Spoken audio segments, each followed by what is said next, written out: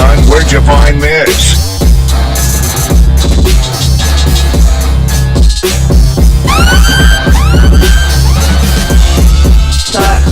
Sick! Go find our ass down before I make change.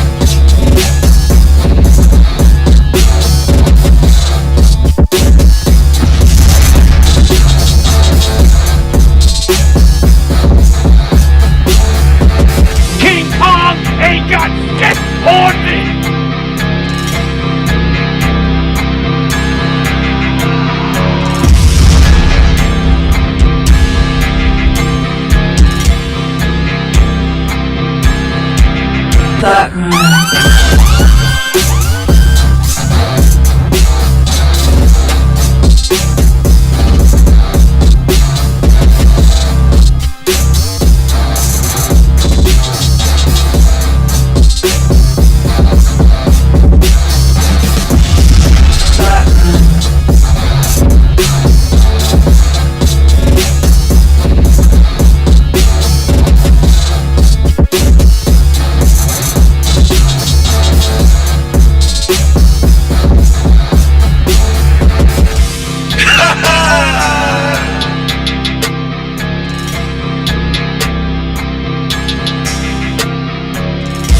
I saw the check, nigga.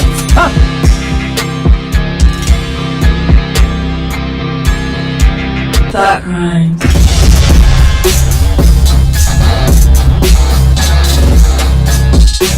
I told you I wasn't going away. This country wants to keep me down.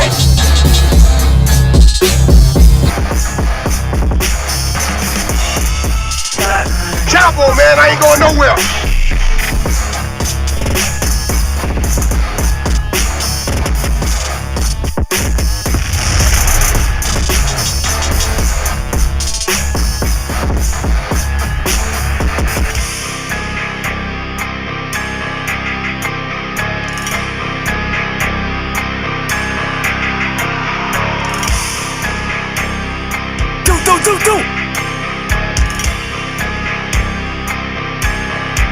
Thought Crimez.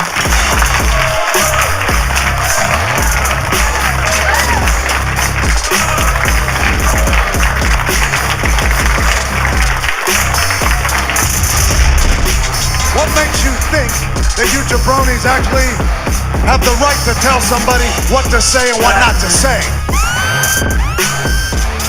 Chapel, man, I ain't going nowhere.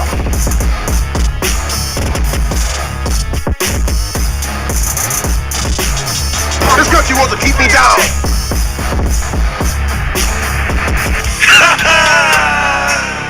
White folks are nosy. They have specials. Nosy specials. Why does a bee make honey? You ain't a bee. Why do you give a fuck? Following a butterfly to Mexico. Just crazy shit. Nosy. Thought Crimez.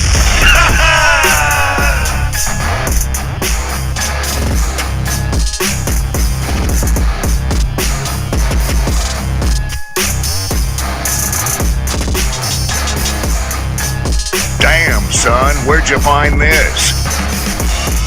Thought Crimez.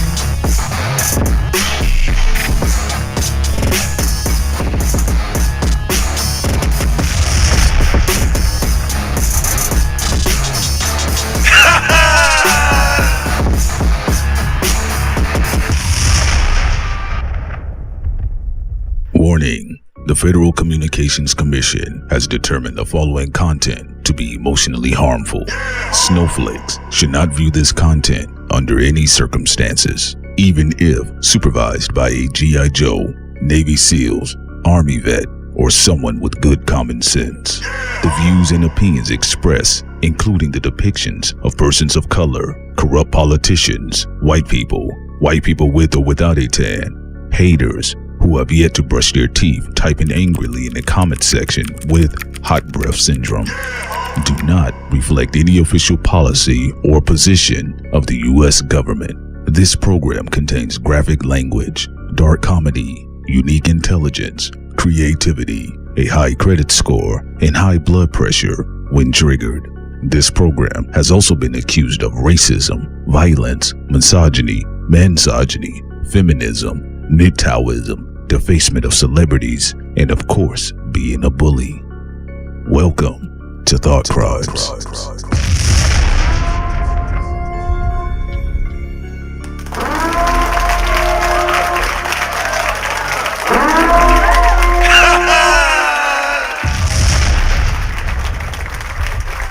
This here is the judge, and I'm not a bitch. And Charlemagne the God has been causing a lot of trouble with his reckless mouth and his reckless asshole. That's what I think when I see that young man. And see, Charlemagne is the distilled version of what the state wants, which is zero masculinity. All that bleaching cream, the fade. That was a dark young man when I first saw him. I seen Charlemagne one time, and he was out there in the middle of the street twerking. And I was out with my then wife, and we just looked. And my wife said at the time, God bless her, she said, "What is that young man doing?" I said, "Baby, that is not a man." You look at Charlemagne now, all of that makeup and the bleaching, he my color. And I'm considered what you call a high yellow one. Because what they want is a system. Pay attention now. Here you have something called the Breakfast Club that they want to debate an old man like me. And what they do now, pay attention. They start off, they trick you. Here's the fool and trick in the eye. They lure you in with this very dark then black man. At the time, Charlemagne was black. And I'm talking about Oreo cookie color black. I know black when I see it, and that's what that boy was. He was shoe polished black. Then after they got the black audience, now watch for the hook, because this is what I saw when I sat on the bench. They lured the black people in. After they got the money, after they got the views, then they started lightening things up. All of a sudden, Charlemagne wasn't as black. All of a sudden, it became more about highlighting the color beige. Now, I'm light-skinned, but I'm not what you would call beige. Beige is bitch. What grown black man gonna call a light-skinned black man beige? Beige rage. But you don't see Charlemagne up there talking about white rage because he comfortable. Now, that's what happens, and I done served several decades on the bench. I used to see it all the time. It's kind of like that other little boy running around with that other young boy. I'm talking about T.I. and his wife. Mind you, I have no problem with homosexuals or the LGBTQB plus battery triple double D breast community. Now, what we're not going to do, gonna sit up here looking like a cross-eyed rooster and act like there isn't an agenda, an attack on black masculinity. Hell, masculinity in general. You see them wet, white, noodle-built white boys can't even make it in a white man's world, which is why they over there transitioning. What the hell is a transition? You know, when I thought about growing up, we talked about transmissions. Now they're talking about transitioning. But I'm going to go ahead and leave it alone right now because I have to go do some other things. Hell, I might have to go lay with a woman. It might be your woman. But I'm going to let Minister Flint speak on this issue because I'm done with it. But I more than likely will be back because an attack on masculinity is probably going to happen again. This here is the judge. I'm not a bitch. Welcome everyone to Thought Crimes. This is your girl Sin, and I'm here with... Yo, this is your man P. Solo Prince Solomon in the damn building. Y'all know what time it is. Let's give it up for the judge. Yeah, man. Thank you, the judge, for coming on the show. Absolutely. Y'all thought Crimes had connections. You were absolutely correct. Speaking that fire. Speaking that hot dialogue. Shouts out to everybody in the chat too, by the way. I guess would this be considered, this is an evening, correct, Sin? Yeah, good evening, everyone. All right then. Shouts out to y'all, by the way. Shouts out to the marvelous, be more. Shouts out to King. I'm King in the building. What up? Mr. T is here. This country wants to keep me down. Come on. I told you I wasn't going Come away. on, come on. Cowboy, man, I ain't going nowhere. There you go. One of the best black characters ever created. Two, by the way. See, how you feeling? Man, I'm feeling good. Your mic sounding good? Yeah, mic check 1 2 1 2. Like Joe Budden says, mic check, mic. Woo, man, there's a lot of things going on here tonight, ain't it? Yeah. Oh, yeah. What's with all this? What's with all this hostility? Well, you know. Yeah, Stephen A. Smith cutting up. He cutting up. You know when Stephen A. Smith feel he in his bags in? When he got one hand in his pocket. I said, Steve, I don't know what you doing on camera with that, sir. Right? Right. And then you got King Kwame sitting down with Judge Joe Brown. And Judge Joe Brown was Jim, Hacksaw, Doug, and everybody. Remind me of my uncles. Yeah, didn't he? From Virginia or something. Man, come on. Brown? You had Kenyon Martin. And then here's what's crazy about it. You could tell there's some sort of conspiracy agenda. Honestly, a lot of shit I just don't care what I disagree with as long as you're not violating human rights. Okay, that's number one. Get over an opinion. It's an opinion. It's an opinion. It's an opinion. It's an opinion. All right, stop stopping at opinions and stop being a bitch. All right, but see, did you hear what that man said precisely about Martin Luther King? Yeah, he confirmed it. He said, "Look, Hoover did kill Martin Luther King, and the FBI was a part of it, and everyone already knows, well, not everybody knows, that's why, Joe Brown and others need to always say it. Yes. But the FBI have been attacking black men and women for a long time, not just even with the BIE report. Right.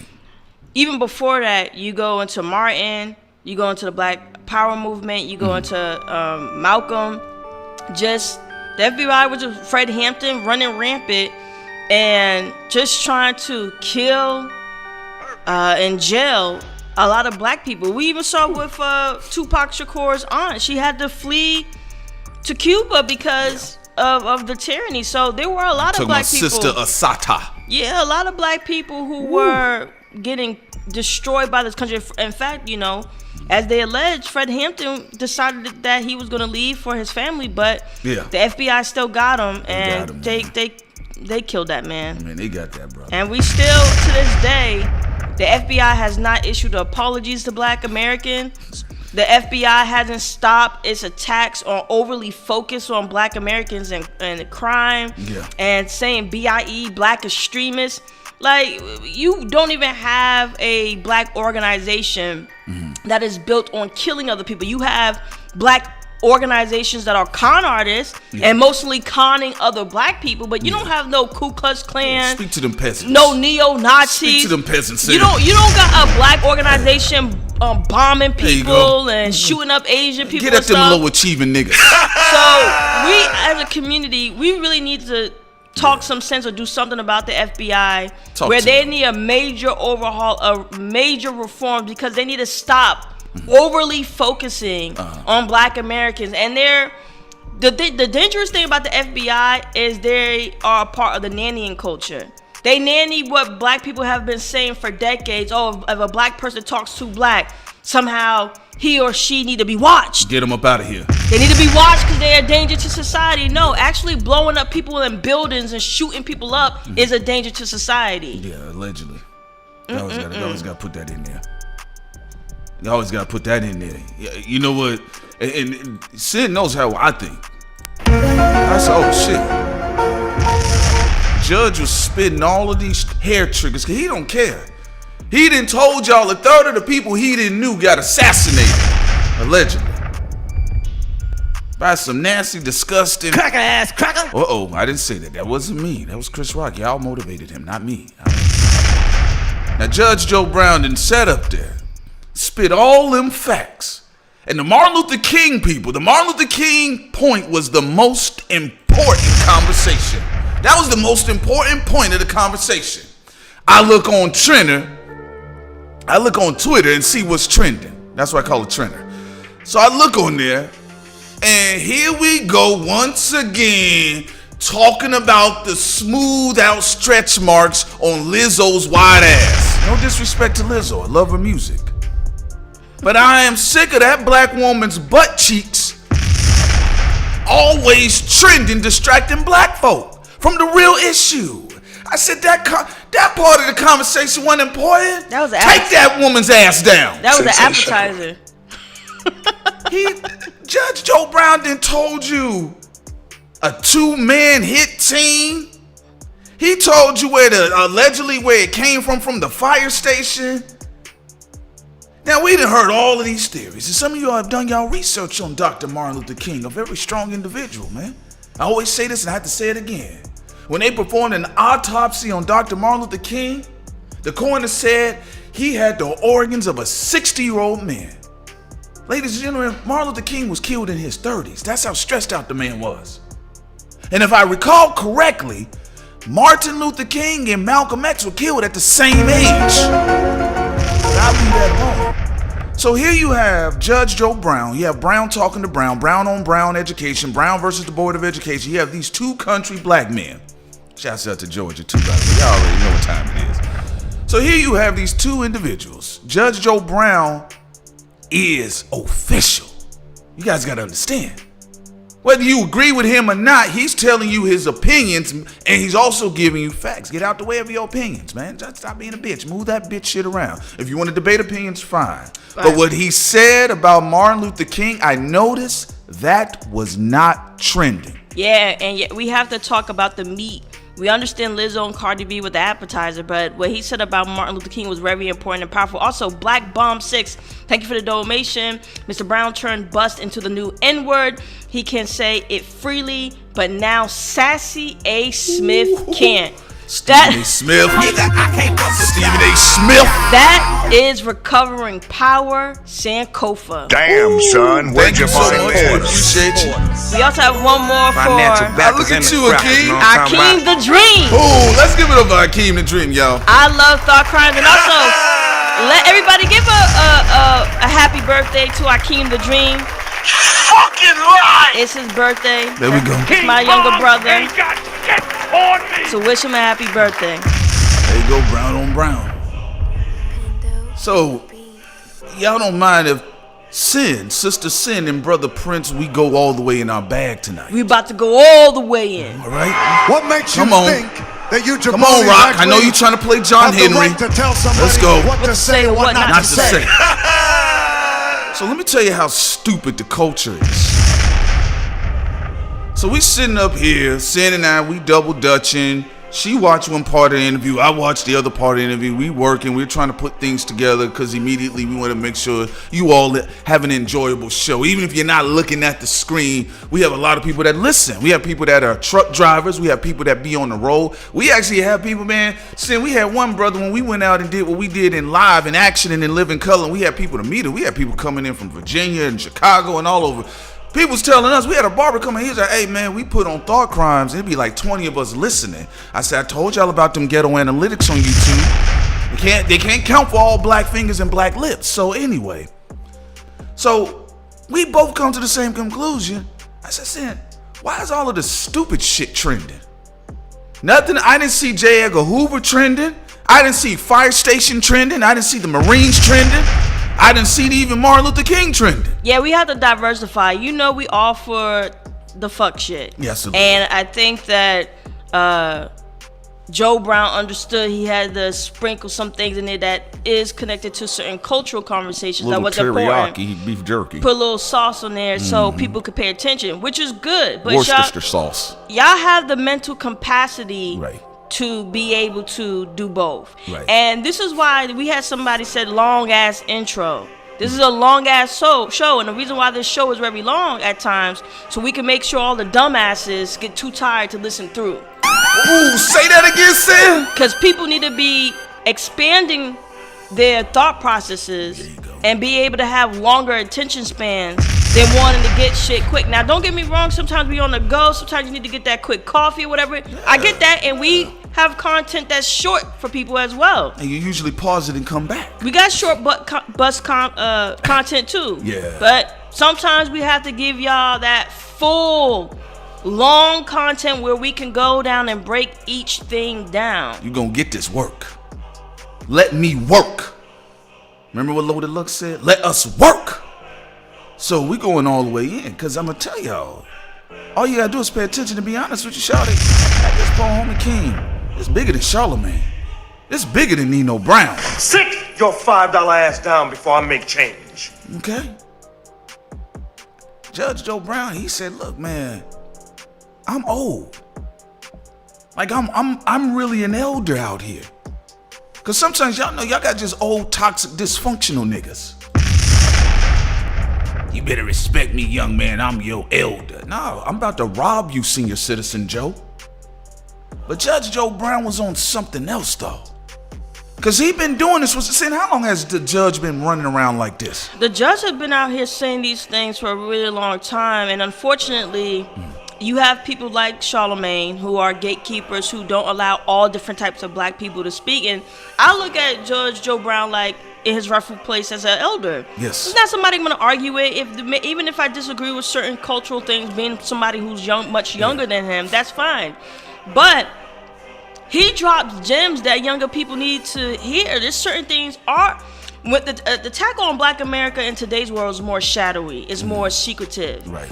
Back then when Judge was doing his thing, it was more in your face and secretive at the same time. Yeah. You know, so it's very important to listen to these people, even the other elders that we should be listening to in our community. Like, a lot of them do have things to say, not the ones who are trying to con us like Al Sharpton. Right. But elders, whatever their... Al Sharpton owe me money, too. He owe a lot of people he money. He owe me money. Yeah, I know there's elders that have all different types of philosophies and political linings. Yeah. But we do need to hear them out. Yes. Because they have a lot of important things to tell us that they experienced. And before they leave this earth, we have to be able to document these things, write this stuff down. That's what Thought Crimes is about, though. Archive it. We really need to pay attention. This is what Thought Crimes is about. Because Sin and I, we history buffs. I don't care if I'm reading history on America, Africa, Cuba, Russia, secret societies, record labels. I might read history on how a nigga fell off. And what we do, see, when we started all of this, we had people our age. Damn, bro, man, y'all some long-winded niggas. Bro, can y'all just get straight to the point? I said, wait, man, DJ Academic is over there. No shots at him, but... homie, this ain't what you want. Even academics be having long content. Yeah. He be on Twitch for 10 hours. Yeah, shouts out to academics. Yeah, man. So we referenced the Thomas Sowells.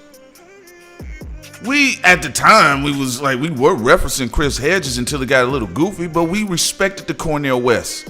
We respected early on Michael Eric Dyson until it got a little bit flicked for us. We was like, I disagree. Right, and like you said, we respected Chris Hedges, but I want to talk to older black people who are grassroots, whether they're on the conservative leaning, liberal, or in the middle.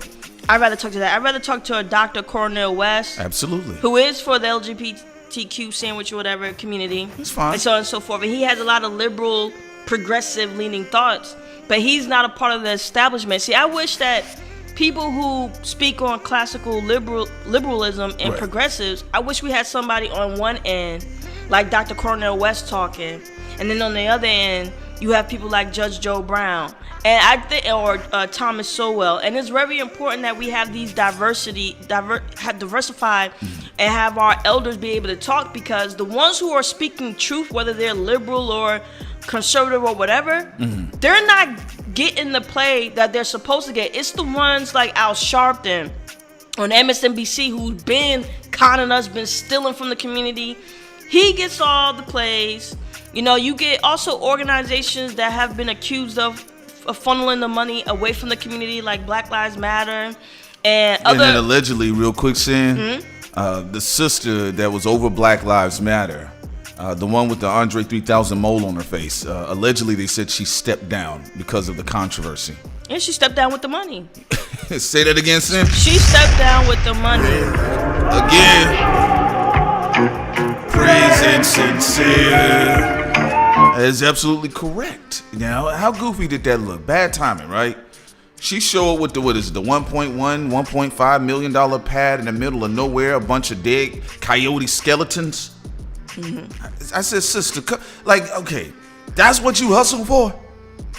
You hustle to move out there to Westworld? Right? And of course, you guys got to understand what we're talking about here. Again, opinions are opinions. Judge Joe Brown gave you steak. He did. He gave you steak with Worcestershire sauce on it. He gave you meat. It's not the blow by in your face IG rants of T.I. It's not the pump your black fist, buy my black shoes, $900 David Banner. Right? Mm-hmm. It's not the wokeisms of Tamika Mallory or Black Lives Matter. Right? Judge Joe Brown is the energy that explains what happens to Darren Seals. Why does that fall in line with history? Right. Remember, Darren Seals had, what was he, double tapped to his head? Yeah. He was out there in them streets. Right? A brother born on May 15th. I'll leave it alone. And they played with what happened to that boy. How you associated with Rock Nation? Obviously, he had the clout. Obviously, he was, as they say, a young lion in the street. But they body bagged him, never mentioned of again. But meanwhile, we got all of this woke energy, all of this light, smart ass. Remember, we don't have black intelligentsia. We don't celebrate that anymore, that of Cornel West, or even what, for me personally, early Michael Eric Dyson, even though he still does his own thing. I just disagree with a lot of his stuff. But even what Judge Joe Brown gave us, this culture is so stupid. This is a smart ass culture. This man then gave you all this steak, especially about Martin Luther King, one of the most important figures in United States history. He's literally one of those figures. If he had lived, the course of history would have went different. Yeah. So here he was. He explained what happened. He actually gave this generation that's always crying about they don't know shit. We always Google this, that. We are a bunch of smart asses running around trying to outsmart ass comment the next person, right? So he give us all this shit out, all this gumbo. All right.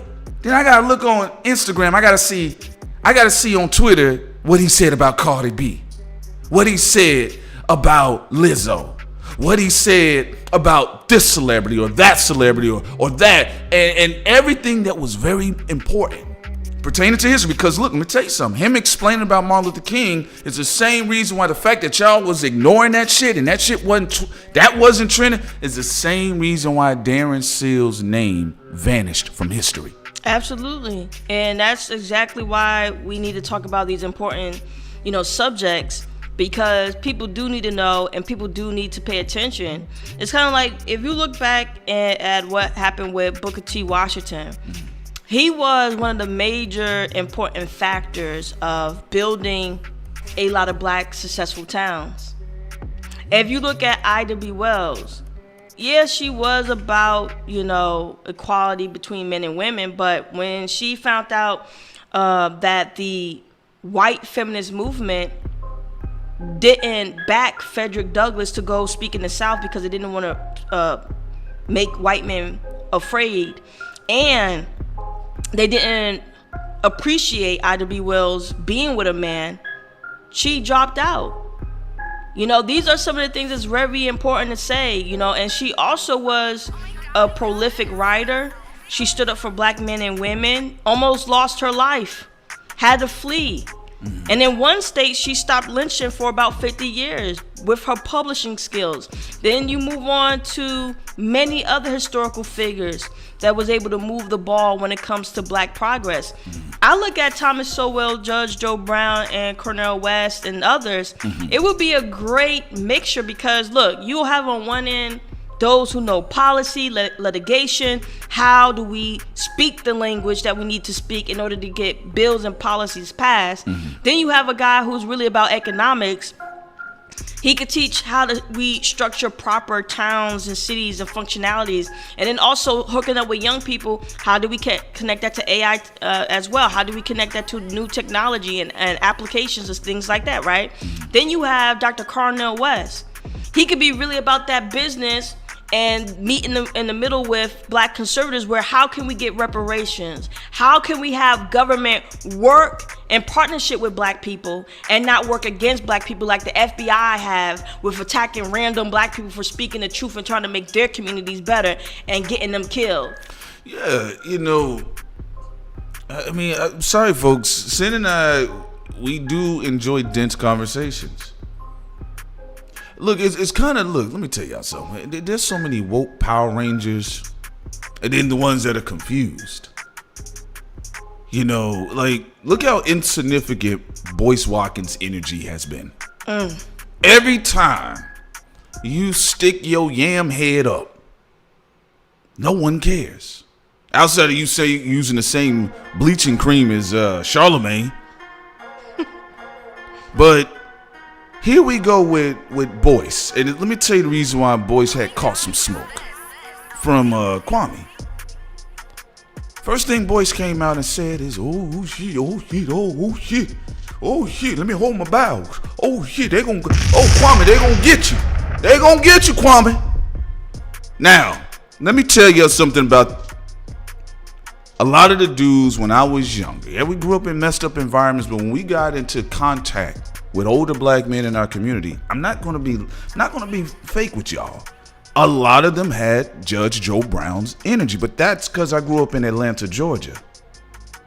Marietta, Augusta, Savannah, right? Smyrna. So when I heard Judge Joe Brown speak, and as we listened to him in the past before, I was used to that. Because it was a grown man that had that type of energy that when I was a young boy, did correct my course. So then, when I gotta look at someone like Boyce Watkins, that does all of this weird ranting about different things, but he seems scary. And I met Boyce in person. Sin and I, we met him in person. Yes, when they call him moist, his hands are moist. Hidden figures? Why are you talking about black women in science? Right. They should have talked about black men. Why are you watching a movie with women then if you you're talking about the Hidden Figures movie. Yeah. He was crying about that. Boyce is a fucking weirdo. Yes, so? It's like nothing never pleases him. He'll cry about a young ma. Then he'll cry about this woman and Hollywood and that. Yeah. And this films and that. Yeah. But then you get a movie that shows how prolific many black women were as scientists, and a lot of black men too. We'll get to that too later down the show. But it was a movie where black children can watch and be inspired, and he crying about that. And the reason why we say what we say, because again, I have no problem. This is comfortable for me, because we had Boyce on this show, and he showed his wide Tonka truck ass on this show. I was like, damn. So I said, man, you know, we younger. Like, nigga, we could have chased down a rapper to interview if we wanted that bullshit. I'd rather get caught being on a live stream arguing with NBA YoungBoy, because at least I know it's worth something. So Boyce Watkins, and the reason why I'm highlighting this energy, because it ain't just about the one think piece of like the Hot 97s and the Power 105s and those kind of controlled media outlets. They're just advertising platforms. If anything, they're commercial houses. The way you say that, President, makes me think that Boyce is a hopper. Yeah. One of the ladies in the chat brought up a great point. He prays straight out of Compton, and I love Ice Cube. I love where he's going with everything, and I support him. Right. But he did pray straight out of Compton, but you shitted on Hidden Figures. Man, if you don't go sit all of your ass down, ass as wide as Lizzo's. I do think Boyce. You up there talking about that woman, and your ass is why you. What's your excuse? We know what her excuse is. She making her money. What's your excuse? So the reason why I'm bringing this up is I want to make this very clear. Here you have Boyce Watkins who told Kwame, Well, they gonna get you, Kwame. They gonna get you, nigga. They gonna get you. And what I'm afraid of, and I don't need none of mama's cooking. Yeah, because you ate it all. You don't need no more. I think you need to go on. You need to go on a diet. All right. So no, you don't need no more mama's cooking. We've been watching y'all scary asses for a long time. And the minute a nigga bigger than y'all speak and they take attention away from y'all niggas, y'all attention starving niggas, for 1 week, y'all all dog power. And that's the thing I don't like. So here's my thing about Boyce Watkins. Boyce gonna try to join the Wu-Tang Clan. And I want you to say something. I'm gonna carve your fat ass up something nice. Your Kirby built ass been bouncing around here for a long time. And the reason why I said what I'm saying, now Boyce came out and was all scary and skeechy as fuck when it came to Kwame Brown.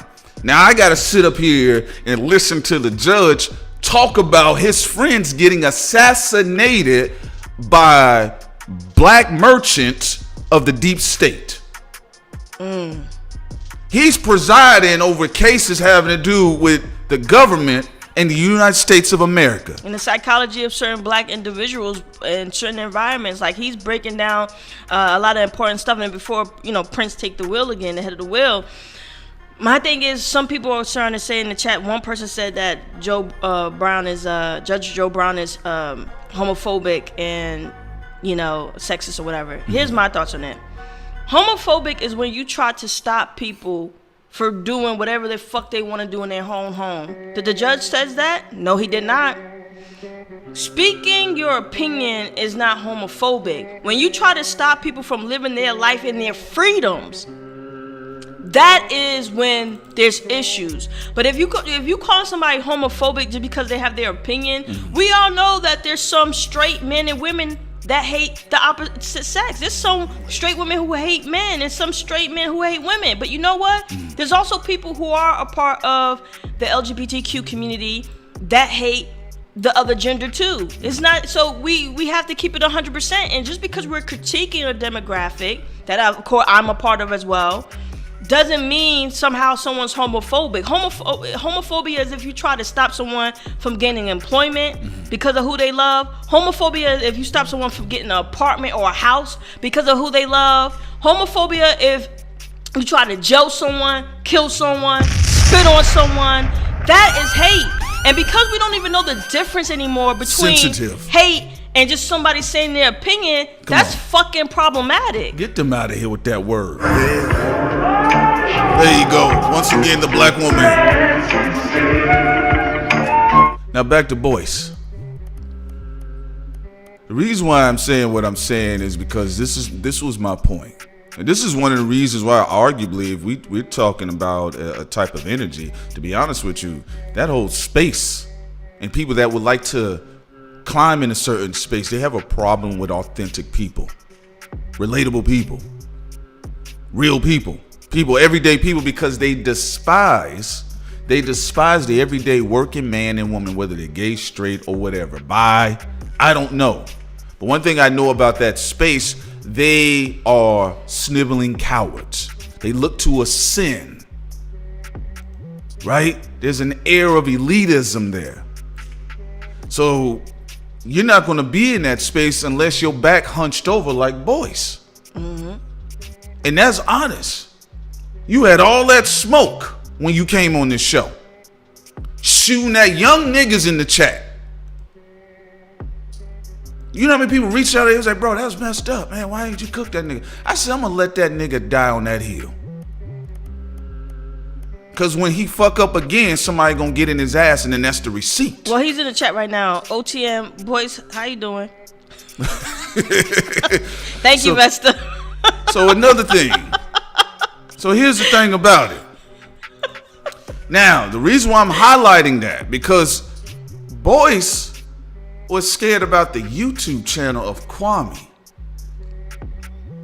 Then we listened to Judge Joe Brown, who said, yeah, They sent people into my office to put shells in my backside. Judge Joe Brown said I had bullets with my name on it. Rest in peace to Nipsey Hussle. And then we gotta look at these black intellectuals online trying to shush what Kwame is saying. I said, oh, you mean a free nigga? Or freer? So that's the issue that I do have with a particular type of energy, which is why, respectfully, sir and ma'am, you have a type of black man online that they're not feeling any of them niggas. Any of them niggas behind the microphones. They're not feeling any of them. It don't matter if you think you can call them a conservative coon all you want. You can't make them a bitch. You can tell them all they want, oh, you a libertarian, or you pro-black. Cause I didn't, come on, if we talking about, shouts out to Amazing Lucas. Look how they was treating him at the beginning. Look what he got to deal with on the other side. Then on top of that, shouts out to Negus Vu in New Era Detroit.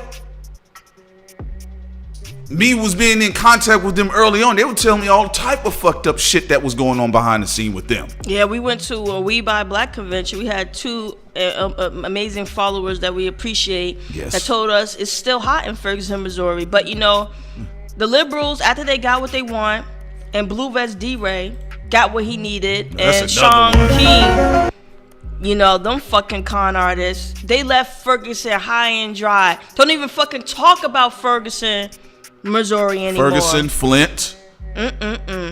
What black people go through in Minneapolis.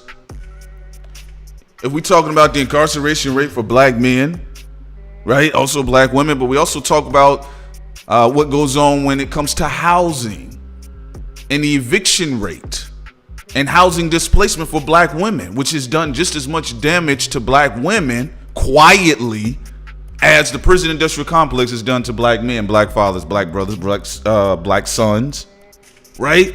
So I'm not looking, we're not looking for a Breakfast Club slot. No. We're not looking to be on the show.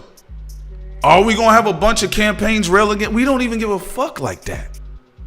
But what we are tired of seeing is niggas that are trying to get onto those spaces, trying to shut down collectively other black folks who don't care about it. Right.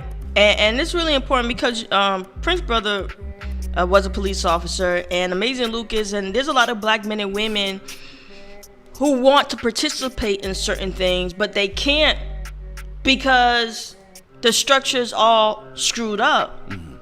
Like, people who getting on, some of the conservatives who may be getting on Amazing Lucas because of what he's saying is true. Look, you go into the police force, you shouldn't be abused because you're black. You're going into all these different things because you want to build up your community and you want to be of service to your country. But then you getting spit on or told to be biased towards your people. I mean, if you're a police officer and you see a white cop putting drugs on a black man, what the fuck are you supposed to do? Like Michelle Alexander, a book talked about the new Jim Crow. The new Jim Crow. So it's like very important conversations she had been having for a while. Right, because you have black people who have that warrior code. They got that structure code where they want to go out there and they want to guide the community. They want to protect the community. But unfortunately, they go into that blue wall and stuff, and they realize they don't get to serve their communities the way that they want to. Lucas really wants reform when it comes to police. He really wants all this shit to be reformed because he wants to be a part of a culture like that where you have men and women who are a part of structure that can be a foundation to their community. It's not Lucas' fault that, you know, right now we're in a time where the police, some police departments are still racist and still have a lot of bias. It's not, you know, it's not his fault that he was born a black man, and we have to keep that in mind. So some of the, I'm not talking about all black conservatives, but any black conservative who have an issue with Lucas speaking that gospel, I don't know why you would, because he wants the reform to take place so people like him can be there to serve their communities without having to worry about corruption of some white cop putting drugs on a black man. Oh yeah, if you're talking about the police unions too. I mean, you guys have heard the scandals. That's what Boyce can talk about instead of Kwame Brown telling Kwame Brown to shut the fuck up. That's what you were saying, and that's why he cooked your ass. People say, oh man, well, no, but boys weren't doing that. Well, look, if you in the South, if you from the South, you know when a nigga talking slick. Nah, nigga, you slick talking. Also, too, by the way, thank you, B More. Y'all go ahead and continue to get the likes up. That's all y'all got to do. Just get the likes up. It keeps us in the algorithm feed. If you're a new subscriber, we drop, every often, periodically, we do our cuts, documentaries, things of that nature, voiceovers when it comes to these cartoons and animations. Sin and I, we do a lot of different things. We talk about politics. You have our dark humor, the way we deliver it like none other. Yeah, and I want to say thank you to Jen, too, for getting rid of Boyce Watkins in the chat. Get him the fuck up out of here. There you go, Boyce. Nigga, nah. Don't be in the chat. Nigga, I'm gonna be on your big ass. Don't be in the chat. I had you up on the microphone. You showed your ass, nigga. Shut the fuck up, nigga. Alright? We have Daniel J in the chat. Yeah. Black manhood is the protection of womanhood. You're in the sunken place. Actually, yes, just to get to Danielle point, Jay, divine masculinity, just like there's divine femininity, divine masculinity is supposed to be for protection. Right. And, I'll let Prince get more into it, into detail, but it's supposed to be for protection. It has its own form of nurturing and guidance and is ready to defend at any time.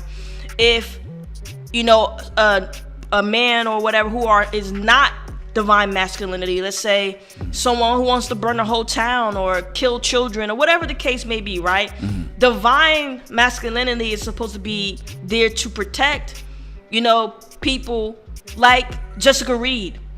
It would have been nice if there was divine masculinity there, an actionary to protect her from a wolf, like that guy on the radio. Sound like full masculinity. He wouldn't say that guy. That guy on the radio. Well, I mean, we've seen it even beyond some of the complaints people have online. We've seen it with Toyin. We've seen it with Sandra Bland initially. That's why I said we have let me tell y'all something too, man. And I don't want to hear shit from Boyce Watkins. I don't care how many times that motherfucker jump in the account. Go jump on a treadmill. Okay? We've been past peace and trying to look at Boyce with some form of respect. He was disrespectful. He's a disrespectful dude. And he's shady. He's disrespectful, and I do not fuck with shady niggas on no level. So thank y'all. I want to give a round of applause for our moderators. All right? Right. For sending Boyce on the way with a doggy bag. The doggy biscuit. Black man taking no loss. There ain't no black man. Right, and deliberator, allegedly, right, with that guy from the radio. Yeah, so. Go ahead, Prince. The reason why we bringing this up because, let's see, we linked up with, me and Sin started chopping up about 2015. And I was trying to, do some things with some niggas. She was trying to do things with people on her end, and it just wasn't really working out. However, though, I have seen Mr. Breakfast Club Boyce himself. When Sandra Bland was murdered, the first thing that came out of his mouth, his sausage mouth, was why was she talking like that? I mean, why was she? And that's the thing about some of the black women, and not all black women. In our community, there's some women, this, that. And I said, this big old fat nigga. Gonna sit up here and say this about this dead woman. Obviously, the sister was scared. If a baby can feel bad energy from an adult, what do you think an adult person can feel from a person that has the license to kill? So around that time, whether it was Sandra Bland, there was some other sisters that turned up dead in the media, 2015, because this is why we was talking about the wokeism. Around that time, a lot of guys that you see right now that say they for black women, that they mama, auntie, they doing the auntie shit. They trying to out auntie black women. The auntie culture, the receipt culture, that all come out of black women's lips. So now these niggas, they swanging, they still nay-naying in 2021. Well, I love me a strong black woman. Cause you figure the revenue is there. It's the reason why you love your strong black woman. Shit, nigga, if I was a grifter, I would too. But now today, everybody want to play like they're so aware. And as I said before, the truth always shows up. How that woman, Jessica Reed, being pushed around, laughed at, suppressed, not even being able to tell her story completely. I always said it. He's no different than D Barnes. Because Boyce did sit his ass up there and talk about Compton. And he talked all the way around D Barnes. Oh yeah, he was good talked over that. Boy, that nigga was up there. That fat nigga was up there like Neo, dodging them D Barnes. Oh, no, I don't know what happened, but the movie was good. The movie was ass. That movie was ass. Got Eazy-E crying in the car like a bitch. Yeah, that whole movie was ass. Straight Outta Compton was ass, and and again, the only thing that I even like about NWA is Ice Cube. Ice Cube, that's it. I love his story. I understand he's part of that group, and I understand what it is. Art is art, all that. But you know how even Judge Joe Brown, talked about blaxploitation films, different things like that. So, personally, I just think, what's going on right now, where you do have a lot of these suckers who are just stealing from black people, and it's from all over the place. You got not only Black Lives Matter, and we're not talking about the people who work grassroots. We know people could be, servicing the community in different chapters, but unfortunately, they're getting duped because all their services is going into an organization that most of their money going to the Democratic Party. It's not like they're diversifying and they're putting money into the Green Party as well that says they're for reparations. You know what I'm saying? So it's a lot of fuckery and con artist behavior going on. And people are calling it out. They calling out the, Stephen A. Smiths. They calling out, people who pretended to be independent, pretended to be for the people, like Boyce Watkins. And it's very important. You got to call it out, because if you have people who are supposed to be negotiators, whether they're on this mic or they're making business deals or in government, and they said they for black people, but they pocketing all the money, or they like... Well, you in the way. They in the way, so we gotta move them out of the way. Yeah, move your ass up out the way. Nigga, I can't fuck with y'all. And the reason why I'm gonna tell you something, because this is something very real. Because we sat up there, man, and I thought about it. And Sin knows, like I told y'all before on the other streams, the blackout streams that Sin created. That black woman her credit now. Shout out to Thought Crimes for continuing to speak truth and exposing these fake leaders in this space. Well, we appreciate you, players. Support Here's us. the thing. I'm gonna tell y'all something, and this is for, as they say, the babies with the microphones. You might be 16, 17-year-old, and you think you want to get into a certain space. You think you want to talk on the microphone. Let me tell you something. What you don't do. Do not play into the skin politic game. You go straight into politics. Do not play the charismatic leader. Do not play the wave game. Get into real grassroots politics. Don't be crying on national television like Van Jones. We ain't even get started, but I'll just say this. So people later. Coming in, also get the likes up too, by the way, so y'all can see our two bobbleheads pop up again. I'm just telling you all that you stepping new into space. Sin and I we got educated. Cause here we are, black couple. We weren't even really on the black couple kid and play shit. All niggas knew, all folks knew, all black people who don't like to hear that word, but all black folks knew, listening to us. Oh, it's a young black man and a young black woman. They really get along. They even did funny. They do politics. They do the animation, the cartoon. Oh man, shouts out to y'all. We still get it. Oh, black love, black love, black love, black love, and we cool on it. But man, like I said before, we got educated.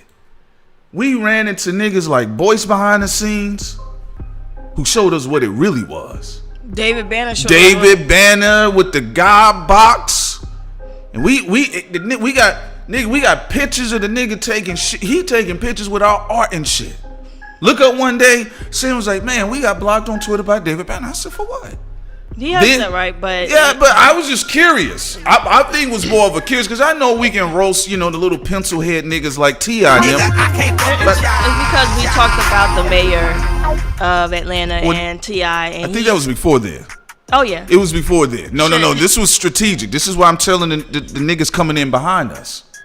You got to understand this. This is strategic. We was blocked, but Water Buffalo Back Banner literally tried to take everything, like our whole style, and run forward with it, pretending to be Prince Solomon and having the collegiate educated black women on there like Sincere. You can't find no woman like Sincere. You can't find nobody like Prince Solomon.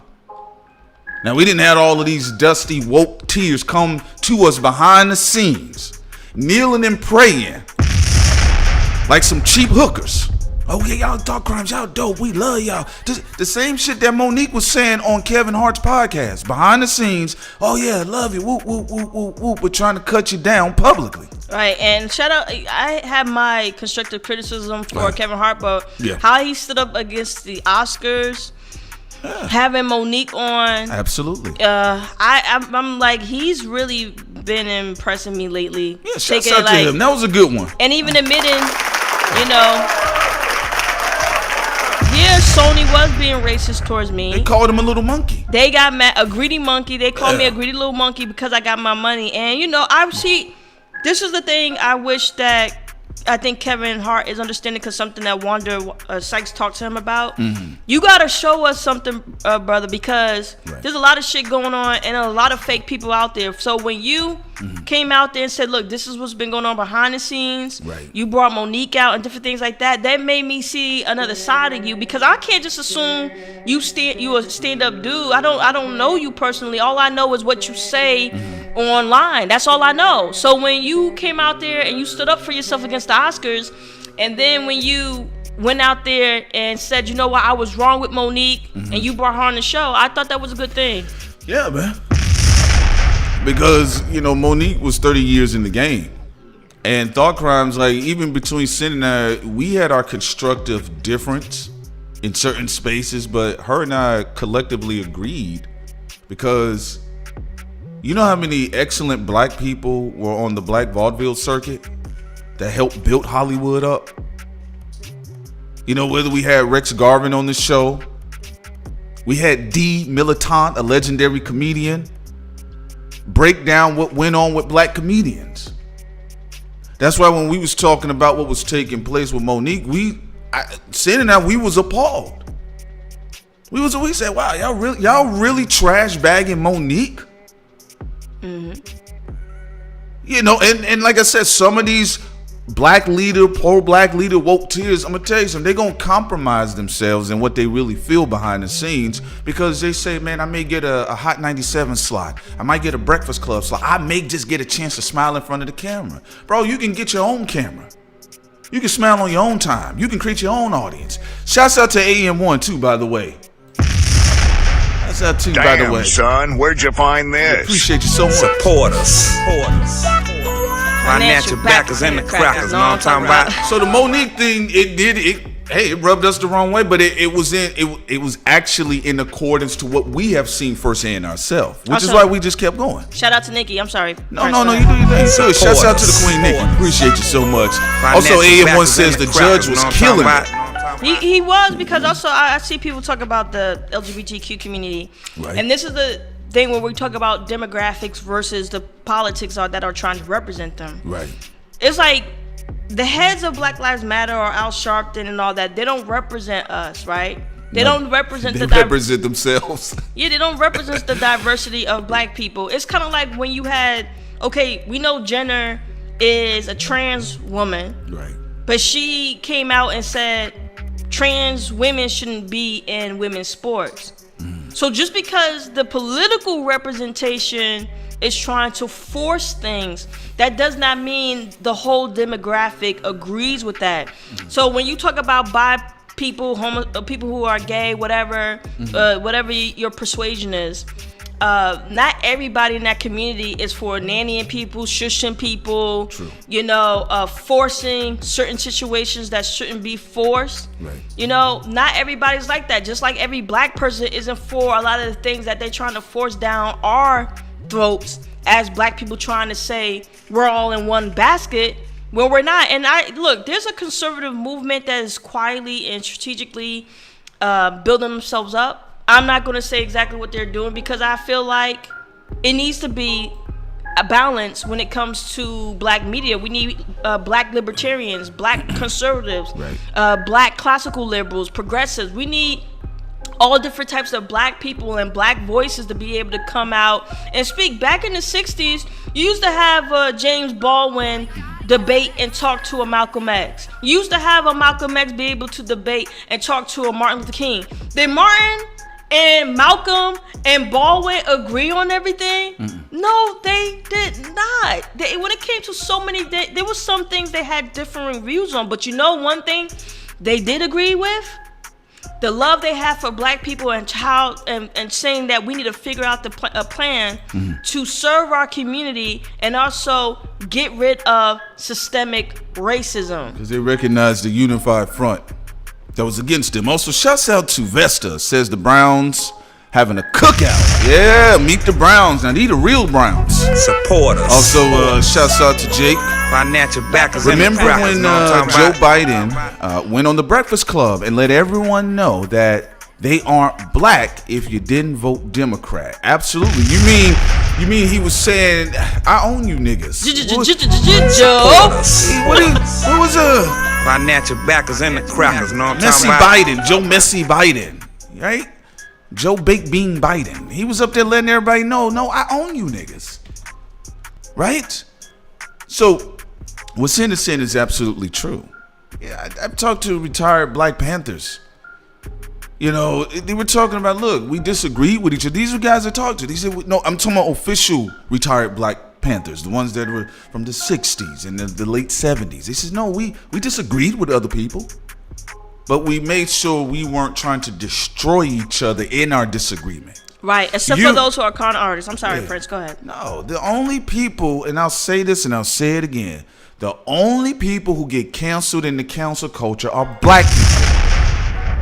Black people have been getting canceled since the beginning and the inception of this country. FBI, CIA. Come on now, this tells you how goofy all this stuff is. You had Joe Brown sit up there and tell y'all the playbook of what happened to Martin Luther King. Again, none of that trended. Now, it's one of two things. People don't give a fuck, or there's something else suppressing the numbers, as we've seen that too as well, right? Damn, son, where'd you find this? Just because the new technology exists don't mean the old mindset went away, right? So you see that a lot too. So yeah, absolutely. And that's the thing, that whether you agree with Kwame Brown or Joe Brown or whatever the case is, the thing that's taking place right now, the reason why the woke energy has been an issue, because it suppresses intelligence. I personally, I am not for this Afro-Orwellian energy. I'll say it again. This is Afro-Orwellian energy. You disagree with somebody, you're canceled. You disagree with a friend, you're blocked. Now, I'm not saying you're supposed to take shit from somebody, but I can't tell you how many times, just because the way we think, sin, and now we've come on to live streams, we've done podcasts, we cut videos, short documentaries, this, that, there. How many people that look like us went crazy because they disagreed with something we said, or they just refused to step outside of their bubble? Also, Prince, we have another donation. Also, okay, Ashay says here, you don't have to acknowledge this message. Whoever sees it, let the black man speak. Yin and yang need each other. I agree. I do think there needs to be. Well, you want to take that first about black men having platforms, Prince? Well, I'll say this. The reason why, and I'm gonna be honest with you, I have a backbone, and has it gotten me in trouble? Yes. But has it got me out of trouble? Yes. And has it kept trouble away from me? Yes. You have a lot of black men that are altering and curtailing their true feelings to get a bag. And this goes back to Kwame Brown's point, because it don't just apply to athletes. It's just one of the largest representations of the alpha slave that we can see. Just like you at jobs, you have black men having to raise their voices, having to laugh at old racist jokes, having to kind of conceal themselves off, don't want to get to, man, you first thing a black man will tell you at a job, if you ask any real black man, bro, I don't even fuck with nobody on this job, dog. I just trying to come in and come out, because he know, last hired, first fired. It is a true statistic. So yeah, there's an aspect to what I just didn't like the initial reaction. First of all, they labeled Kwame Brown, they labeled his energy as violent. Yeah. They labeled his energy as violent. And the reason why it was triggering for me, as you can see, I have a heavy voice. We've done situations where I've called a place. They've told me no. I said, Sin, sweetie, can you do me a favor? Hi. Yes. Yes, hello, how are you doing? Hi, I'm doing fine. Do you have any apartments available? Yeah, we actually have a 3-bedroom unit. Oh, 3-bedroom unit, Will you be okay. available for a walkthrough? I'll be ready in about 5 days. Okay, well. Can we do Thursday at 10 a.m.? Thursday at 10 a.m. Prince called that place an hour before me. They told him no. Well, actually, yeah, I called it. Yeah, we called it about I think 10 or 15 minutes apart. To be honest with you, you know, because we was doing so much that day. Also, Innovator J, I'm gonna get back to my commentary real quick. He says here, salute to y'all. Y'all have been putting in that work, inspiring to see others like myself getting into the tech game. We appreciate y'all. And shouts out to the tech heads in Atlanta too, by the way. It's a huge tech. So this is what I'm saying. The reason why it was initially triggering for me as a black man, and also triggering for a lot of other black men. If y'all want to get into the gender stuff because y'all want to do that, that's fine. I don't care. When people come to me about Kevin Samuels or Tyreek Nasheed, I'm like, brother, I don't care. I don't care. I'm doing my own thing, right? Sin and I, we do our own thing. And that's in respect. I think all alternative opinions should be out there. And if you want to go debate their opinion, go debate it. But for me personally, I did not like the energy that the state, because entertainment media affects behavior. Remember, psychologists, sociologists, a lot of things that you see in media is also spearheaded by a lot of these people. People talk about color theory. That's a form of psychology. People talk about sound theory. That is a form of psychology. Social engineering. These things have an effect. So here go Kwame Brown simply defending himself. He didn't say it 100 times over. You should got it by now. But he defends himself, or any black man with a countering opinion, or any black man that some form of his masculinity rests. I'm not talking about he's a he-man, but sometimes y'all know or don't, just like what Sin said. Sometimes a nigga can get in trouble with a heavy voice, right? So you know how many times I've said, like, somebody's been flagrantly offensive to me at an establishment, and I asked them what do they mean by that? Sir, I'll call the police. So when they said Kwame Brown woke up with violence, Kwame Brown is violent, and that was the narrative that they kept painting. This is the stress. How can you be woke, right? A word termed by William Melvin Kelly. How can you be woke at the same time you're dog whistling to a racist infrastructure through media that this black man is violent, which lends to actual death? Not necessarily, it may not even be Kwame Brown, but let's just say, since you put the narrative and the iconography of the words violent behind his name, let's just say that there is a wire trip. Judge Joe Brown just told y'all what happened to Martin Luther King. We brought up Darren Seals. Apparently, any black man with any sort of countering narrative, somehow he meets some sort of unfortunate end. And niggas always talk about, well, let me take that back. Let me slow it down. When black men have a type of paranoia, I'm aware of the energy, but I can't be fearful. Nobody's necessarily fearless. You saw in Batman when Bane broke his back, homie said, bro, you don't understand, you're not embracing the fear. Right. You're walking around here numb, that's why you ain't achieving shit. It don't give you no drive, right? It don't give you a will to survive. It don't give you a reason to fight back, right? So you do have a part of a victimizing, pandering crowd by legit situations. A lot of black men, a lot of black women have been killed. The Medgar Evers story, Martin Luther King, we didn't seen it. We didn't seen it over and over and over. So you have a brother like Nipsey Hussle die, right? And I did see people question things. I question things, right? But you still got to be able to move forward with the correct energy. And what I just didn't really like how they approached the Kwame Brown energy. And also for people to talk about code switching, I think it's a waste of time. anytime, like, even when it comes to, like, we wasn't even talking about the place that we're living in right now. The place where they did that to us, we never went to the time slot to see the apartment. And let me tell you why code switching is a waste of time. You did all that fucking work. Yeah. You know, trying to disguise your voice and who you are. Or try to be overly pleasant. Right. Just so you can live somewhere where you could be... Where you hate it and you can't be comfortable. Like, it's a waste of time. I'd rather just be like, okay, no. And then we find the right space for us where we can live comfortably without some bitch coming to us trying to start shit because of the color of our skin. So I do believe, even at a job, I just think that code switching is useless because it doesn't lead to anywhere for you. I mean, like, you can't stop somebody from being a racist and then all of a sudden, just because you're acting a certain way, they're gonna not treat you a certain way. We just have to reform the system where, you know, people who are in certain positions, if you're discriminating against people for superficial reasons, you shouldn't have that post. Well, and here's another thing about it. You can't be a code switcher and then you see another black person doing the same shit that you're doing, but guess what? They're at the Oscars. They're getting millions of dollars. And you're complaining, you're calling them a coon. But you code switch at your job every day.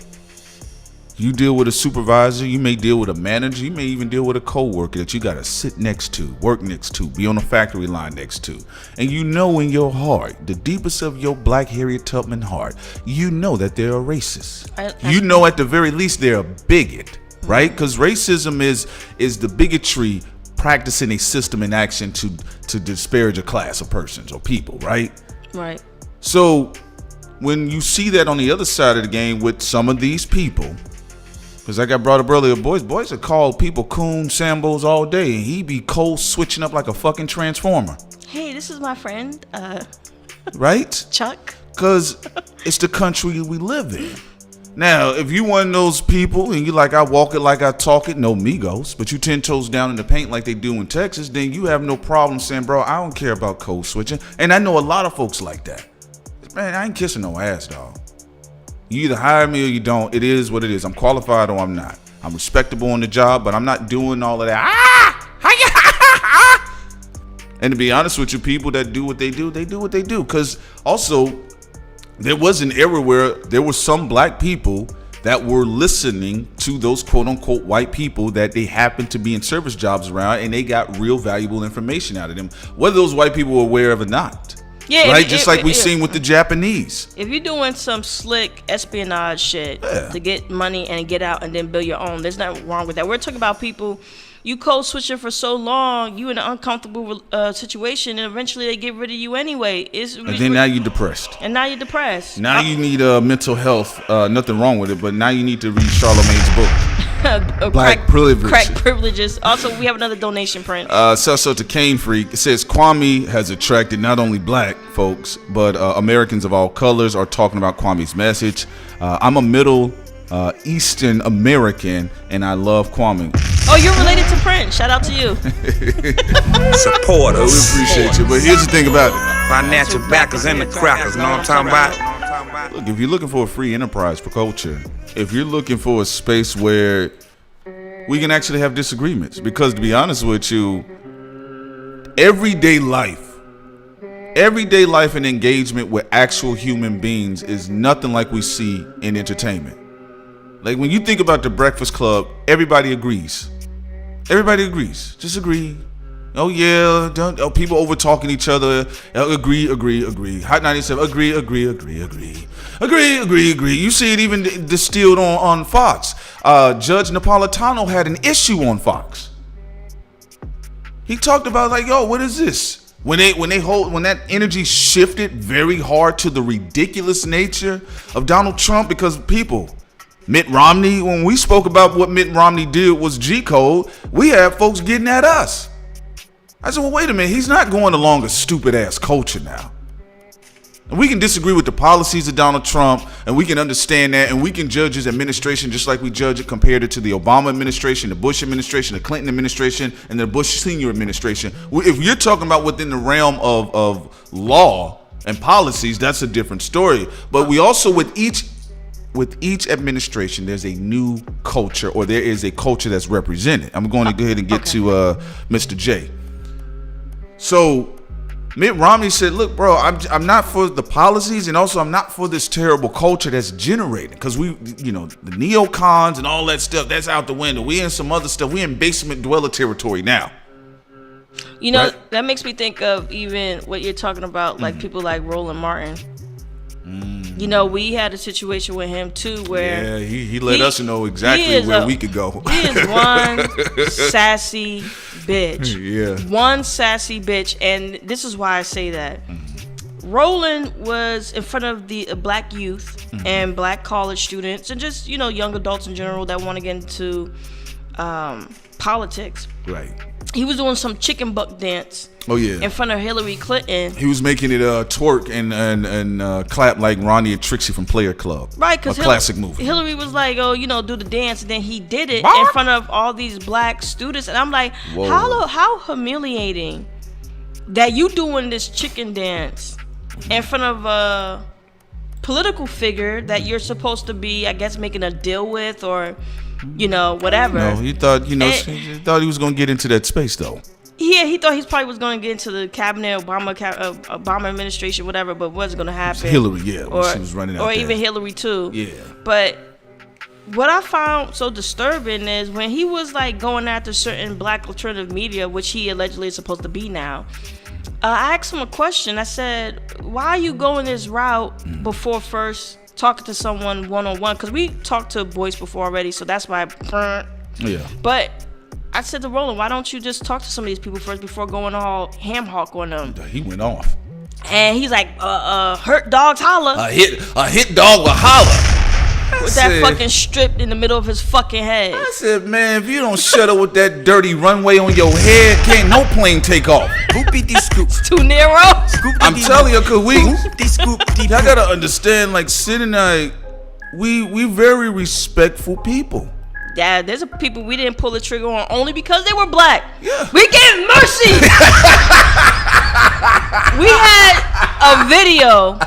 We had a fucking video with Roland Martin doing the chicken butt dance where we first edited, had it funny, all that shit, and other people copied off of us after they saw it, which is fine. Yeah. They did their own edited versions, and we deleted it because he was black man, black family, and I was like, you know what? Yeah, now at this point, fuck them. Pie. Fuck them. Because you can't be doing nothing with these niggas. Some of them, they're just too outrageous. Well, they too, like you said, they too sassy. I mean, I'm not gonna say it because like the brother Kwame said, you gotta watch your mouth. I know that because again, my energy, sin has been with me. I've had to have sin with me a lot of times because people felt more comfortable with the coupling of my energy, and also with sin, even with her. Oh, there's a couple. Where are you going, sir? Can I help you?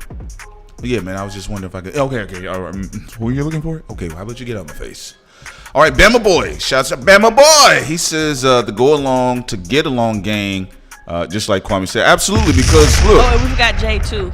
I think I gave Jay his love, right? Did you say his comment? Yeah, he says there's always a compromise for comfort. In most situations, people can't control, hoping it doesn't escalate. Absolutely, we appreciate both of y'all. Yeah, because look. Financial backers in the crowd. Adriano, yeah. Sleeping Uncle Joe, the thing is, Kwame Brown is a legend. Good to see fake ass media personalities being called out. Great to see the world waking up. He said Trump 2024. Support us. I don't agree with the Trump 2024, but but you have the right. You have the right to be for whatever political leader you want. Whatever the hell you want. Wait, and you donated. Yeah. So what we doing is we shutting up like they do because y'all donated. We gonna be quiet like they do because you paid. Now look, what Sin is saying, and we're gonna get into Stephen A. Smith because it's very important, y'all. What Sin is saying is absolutely true. Look, when y'all know when we was Sin, like, hate to bring it up again, sister. You know it, lovely. Right? Okay, yeah, bring it up. People have been following, they've been listening to us for as long as we've been active. You know how they say Cali is active. Shouts out to the left coast. I cooked Steve Harvey very well. You did a great job on Steve Harvey. I think on some levels, personally, I think I planted the seed for people to like the way they came at him afterwards. Yeah, Prince had a video a long time ago, got 700,000 views, where he cooked Steve Harvey on his how Steve Harvey called Dr. Cornel West and Tavis Smiley, Uncle Tom. And I remember I listened to it because my uncles in the East Coast, you know, they talked about it. They said Steve Harvey went off on Dr. Cornel West and Tavis Smiley. Because remember at that time when you talk about black philosophers, Dr. Cornel West was a household name along as Tavis Smiley in the black community. He even had an album where Lupe was rapping over jazz instrumentals. I remember that. Mm-hmm. So I'm sitting there, okay, Obama, you know how Obama was. Yes, we can. Listen to Jay-Z. Yes, we can, right? He was doing all of that. Got in, and then first Michael Eric Dyson went off on C-SPAN calling Barack Obama Pharaoh because he is not Moses, he is Pharaoh. That's when Michael Eric Dyson used to do them hot DVDs, them mixtapes. Yeah. You gotta understand when we're talking about the etymology, and we're talking about when Brenda had a baby, and I'm talking about a 16-year-old Brenda listening to this brother by the name of Tupac Amaru Shakur, named after an Incan conqueror himself. Then we talk about a beautiful brother coming from Chicago by the name of Barack. And what I'm saying, if there was no Tupac, there would be no Barack. So who are you, Pharaoh? And I remember that one. I said, man, Curly Head got it in, right? Curly Head got it in. I said, all right, man, I said sitting at the time, I said, man, you know what? I'm about to go buy another Michael Eric Dyson book. But you know what happened, y'all, right? What? Michael Eric Dyson, what did he tell you? He said, Barack called him. Say, man, what's going on? Man, I'm fine, cool. Yeah, man, well, how Michelle, she showed me something about you on C-SPAN. What's going on there? I thought we were cool. You didn't invite me to the White House. Oh shit! I mean, that was all it took. That nigga come on through. Obama was funny. Obama was calling all the niggas that he knew could sell out. Anyone who said Pharaoh, Obama, some of them Obama called up personally. Yeah. Like Obama wasn't playing. He was calling all them niggas like. And why don't you take that shit down? She's talking about me. He was guilty. All the niggas had stopped talking. What the fuck are you doing, man? Remember he called Dave Chappelle too? Dave Chappelle. And this could go good for you or not.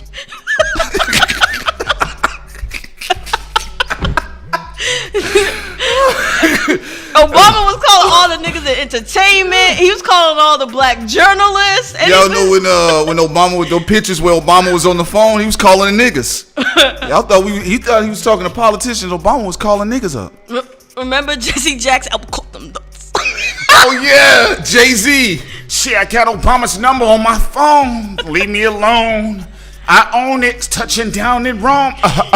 Hove. Presidential with the residential.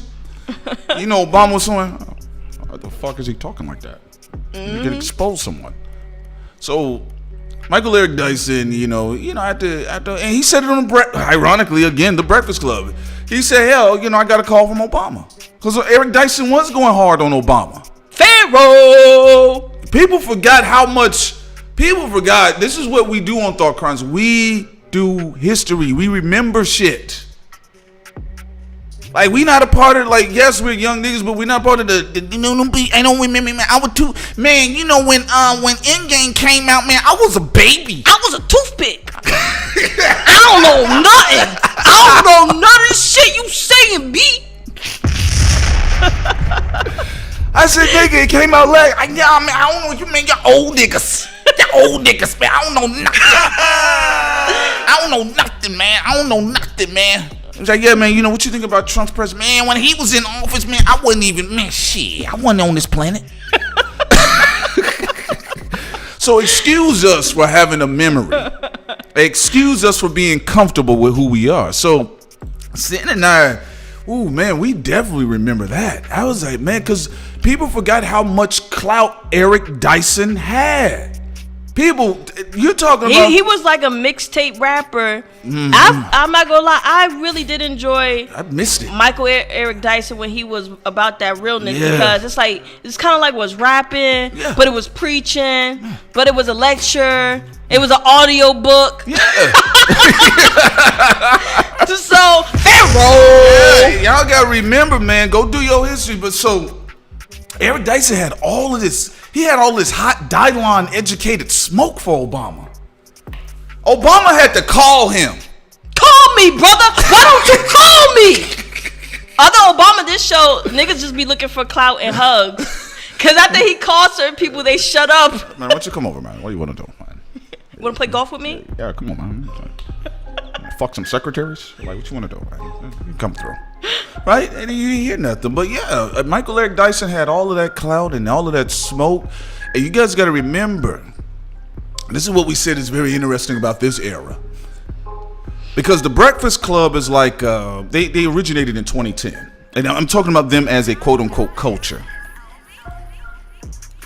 They originated in 2010, and this is like when Obama was still doing this thing. I think in his first term, right? When did Obama get elected? 2008? Yeah, 2008. Yeah, so he was 2 years in. Yeah, this is when the Wall Street, people forget the Wall Street movement was happening, when you had young progressives and some libertarians. So you had some mixture where they were, you know, wanted to go against institutions like, you know, Wall Street, you know, and all that. Yeah, the boycotting and protesting and all that. Yeah, so when Lupe was running around, and you know, he was running around, Michael Eric Dyson was running around. I mean, it got so bad. Then you had Mr. Tavis Smiley, another brother that people just kind of like act like he ain't have no platform. Player, he interviewed some of the most important people in recent history. And when Obama was on his tour, he said, I have to stop by Tavis Smiley. Right?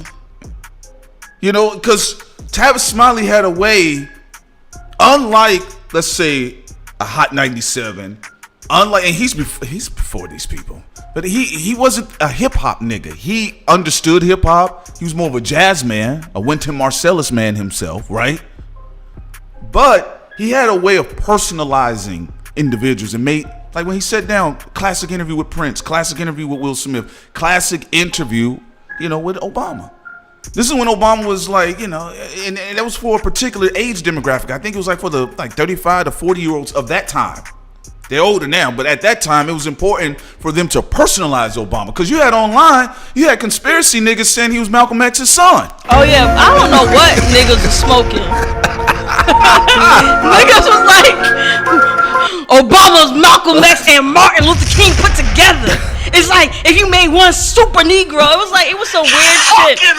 Also, I got to bring up Black Dollar because you made an important point. I really enjoy LeBron James. I remember when he went to Miami, he did something different as a black man. The white people in Ohio burnt his journeys, and the NBA establishment was angry.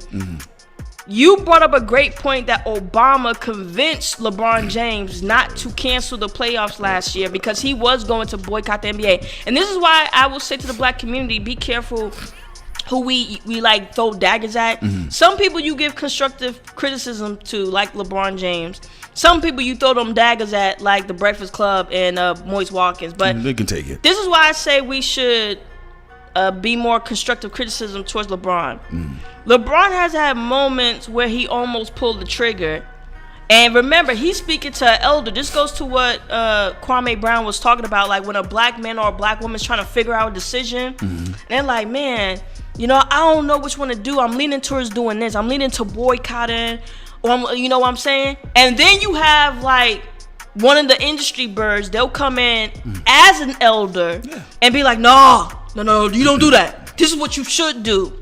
It's the same thing that happened to Ryan Coogler and Ava DuVernay. Yeah. Ava DuVernay and Ryan Coogler was going to boycott the Oscars and say, who needs the Oscars? We going to do with their clout, too. Remember their clout. Their clout was high at the time. That's black Twitter. That's everything black, all of that stuff. And Ava DuVernay and Ryan Coogler were talking about boycotting the Oscars. And Oprah swooped down. Oh, hold on now. No. Oh, time's up. And she convinced them not to do it. So I also got to say, because sometimes we do have to come from a place of empathy and sympathy with other black people.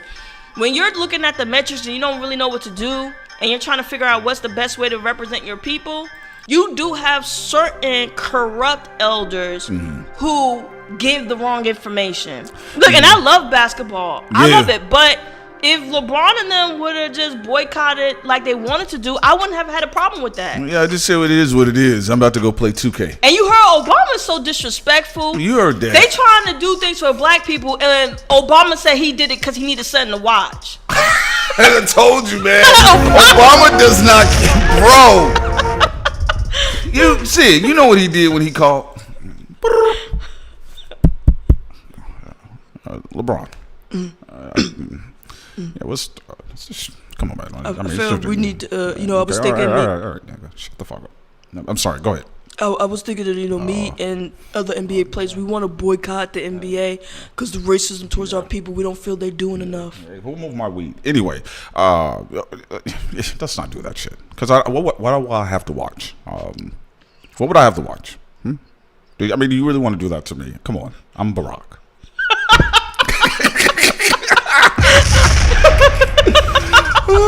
Also, we got another donation. Okay, shouts out to Edward Stevens. Says black conservative bashing days are ending. And here's my thing about it. Oh, wait, there's another donation too from Valentino.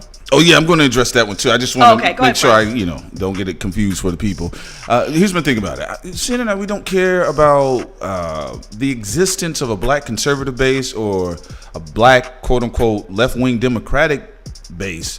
What we don't like is when people try to shut either side down and not allow black folks to participate in the ability to intellectually select where they want to stand politically and what's going to best work for their life. So we appreciate you so much on that one. And now moving on to Adriano says here, if you're not into Donald Trump, it's all good. I still give another $10. LOL, good to see a healthy discussion. I just like how you're roasting the fake ass bitches. Well, we can't mess with them now. We appreciate that. And we thank you so much. Obama is financial backers and the crackers, you know what I'm talking about? And I do believe that there are well-intended black people. I do believe LeBron is one of them. I do believe even Kyrie Irving. Look, we made fun of Kyrie Irving to some degree, but we think Kyrie Irving is really about that as well. Yeah. I think a lot of NBA players are really progressive and they are thinkers, a lot of them. But elders do have an effect on our lives. So if you're in a place or at a crossroads, remember that there were people who called Martin Luther King and others to do the right thing. There was people who called Malcolm X when they didn't know what to do, or the FOI and so on and so forth. But the whole point is, when you got people like a Steve Harvey or Obama or Oprah, when these people are at their crossroads, whether it's a Ryan Coogler or Ava DuVernay or LeBron, they have an effect on them. They have an effect on them because they come in there and they say, you know what? No, don't do that. Because they scary. Look at what Monique said. Monique said there's some scary ass people. So when you have people who are not scary, who feel like they have accumulated enough money, and they're like, you know what? I'm thinking about doing this because I'm trying to figure out what's all right. What's the right route for my people? All right now. You got people like Obama and Oprah who swoop down and they be like, nah, don't do that. Do you enjoy being Po? How do you say it in the hood? Po? It's a P-O? Look, you're absolutely right because, look at the effect that, Judge Joe Brown has had on people. And you got to keep in mind too about the level of interruption of the flow of the black family is how I like to say it. People kind of say, the black man, the black woman, they just toxic. They don't know nothing about family structure. Correction. Black history had been constantly interrupted. We're talking about, Tulsa, Oklahoma, or if if you're talking about Seneca Village, if you're talking about Durham, North Carolina, I mean, we can go through Rosewood. If you go through the list, historically, black enterprises, black achievement, black success has been constantly interrupted. And so to put it on black folks as if they're just dim-witted, they're dumb, anytime there's some form of ignorance, you guarantee pertaining to black people, there has been some interruption of knowledge, the legacy of knowledge. So when I look at somebody like Joe Brown, you don't have to agree with everything. You don't agree with half the shit your grandmamas be saying. Some of y'all grandmothers got some of the craziest shit that come out of their mouth, and you still say, yes, ma'am, no, ma'am. Some of your grandfathers, you still respect them, right?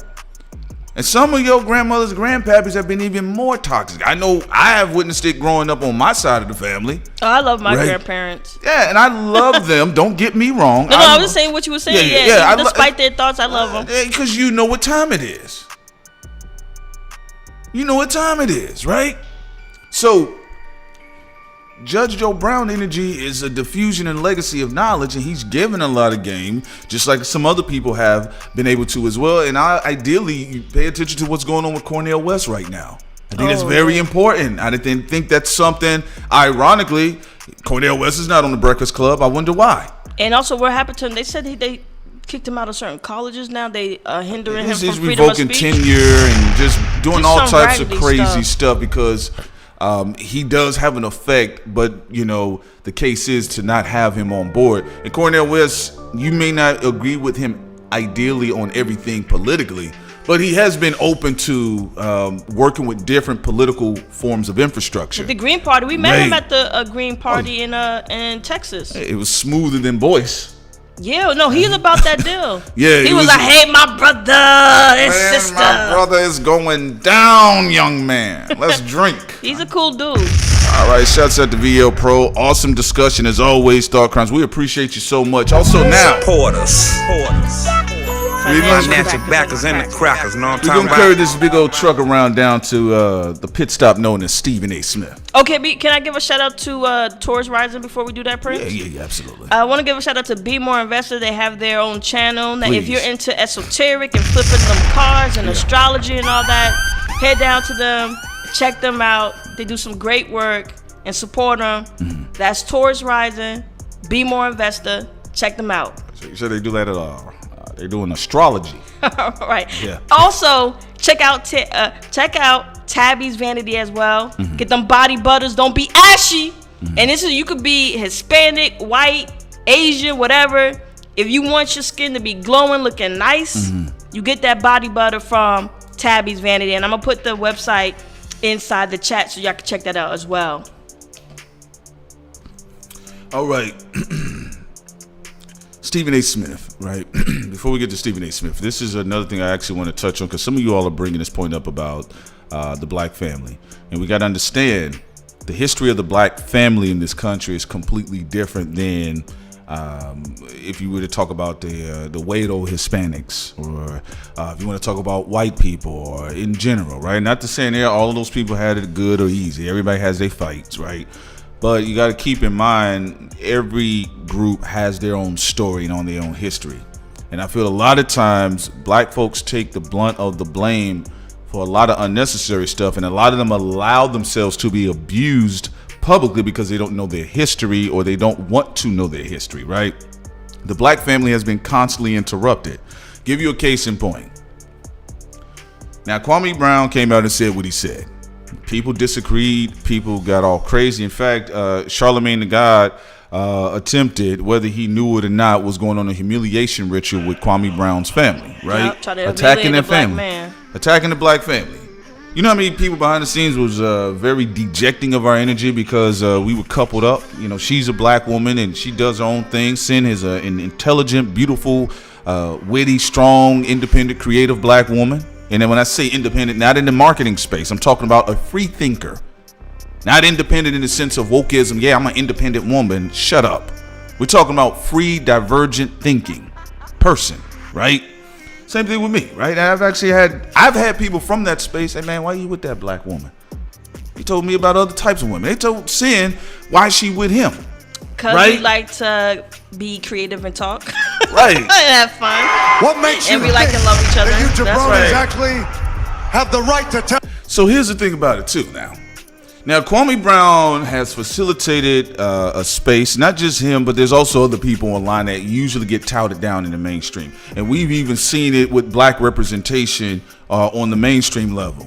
You got major radio stations that they say they urban, they hip hop, and you don't see not one black woman on there, right? So you have that, and you have this energy where if you talk about the black family, I don't care how your family dynamic is, children need to come from a communal effort. They need to come from a family background. And they've actually made this thing about family it's like they've made it like it's a toxic word. Meanwhile, on the FCC driven airways, I can turn on a song at any point in time and somebody's rapping about killing a nigga, cutting a bitch's throat, fucking up bitches, scamming credit carding, drugging, all of this anti-human behavior. And not supporting black companies like Right. Tabby's Vanity. She's a black woman, an entrepreneur with a black family. Black family, and And- whipping that butter. And the ingredients are original, they're organic, they're from Tabby she be whipping them Whipping that. whooping it. Whipping it. You know? Y'all whipping that butter. You gotta say it like that, son. He's whipping. Whipping Go it. whip. I see you gotta whip it. If you keep talking, young man, I'm gonna whip your ass. So, I personally am disgusted by it. Now, I know in the Breakfast Club, they prefer to wokeism talk about the black woman. Right? I'm a black male feminist. That means I support black women. Yeah, All right, whatever. Okay, all right. And the reason why I highlight that because I ride with a black woman now. This is a woman. Hey, she's respectable, but she don't give a fuck at the same time. Got all of that Queen Nanny energy all up in Sin's forehead, right? And I gotta sit there, whether I agree with the sister or not. I didn't like the treatment of Amara La Negra when she was up on the Breakfast Club. I said, oh, well, I mean, she's a dark black woman. She's talking about colorism, but she's being told that shit don't exist. Because Charlemagne was trying to compete. Right? I was like, oh, okay then. Okay, so we're all right. It's marketing. Right. When you say black woman, you mean Angela Rye and Yee.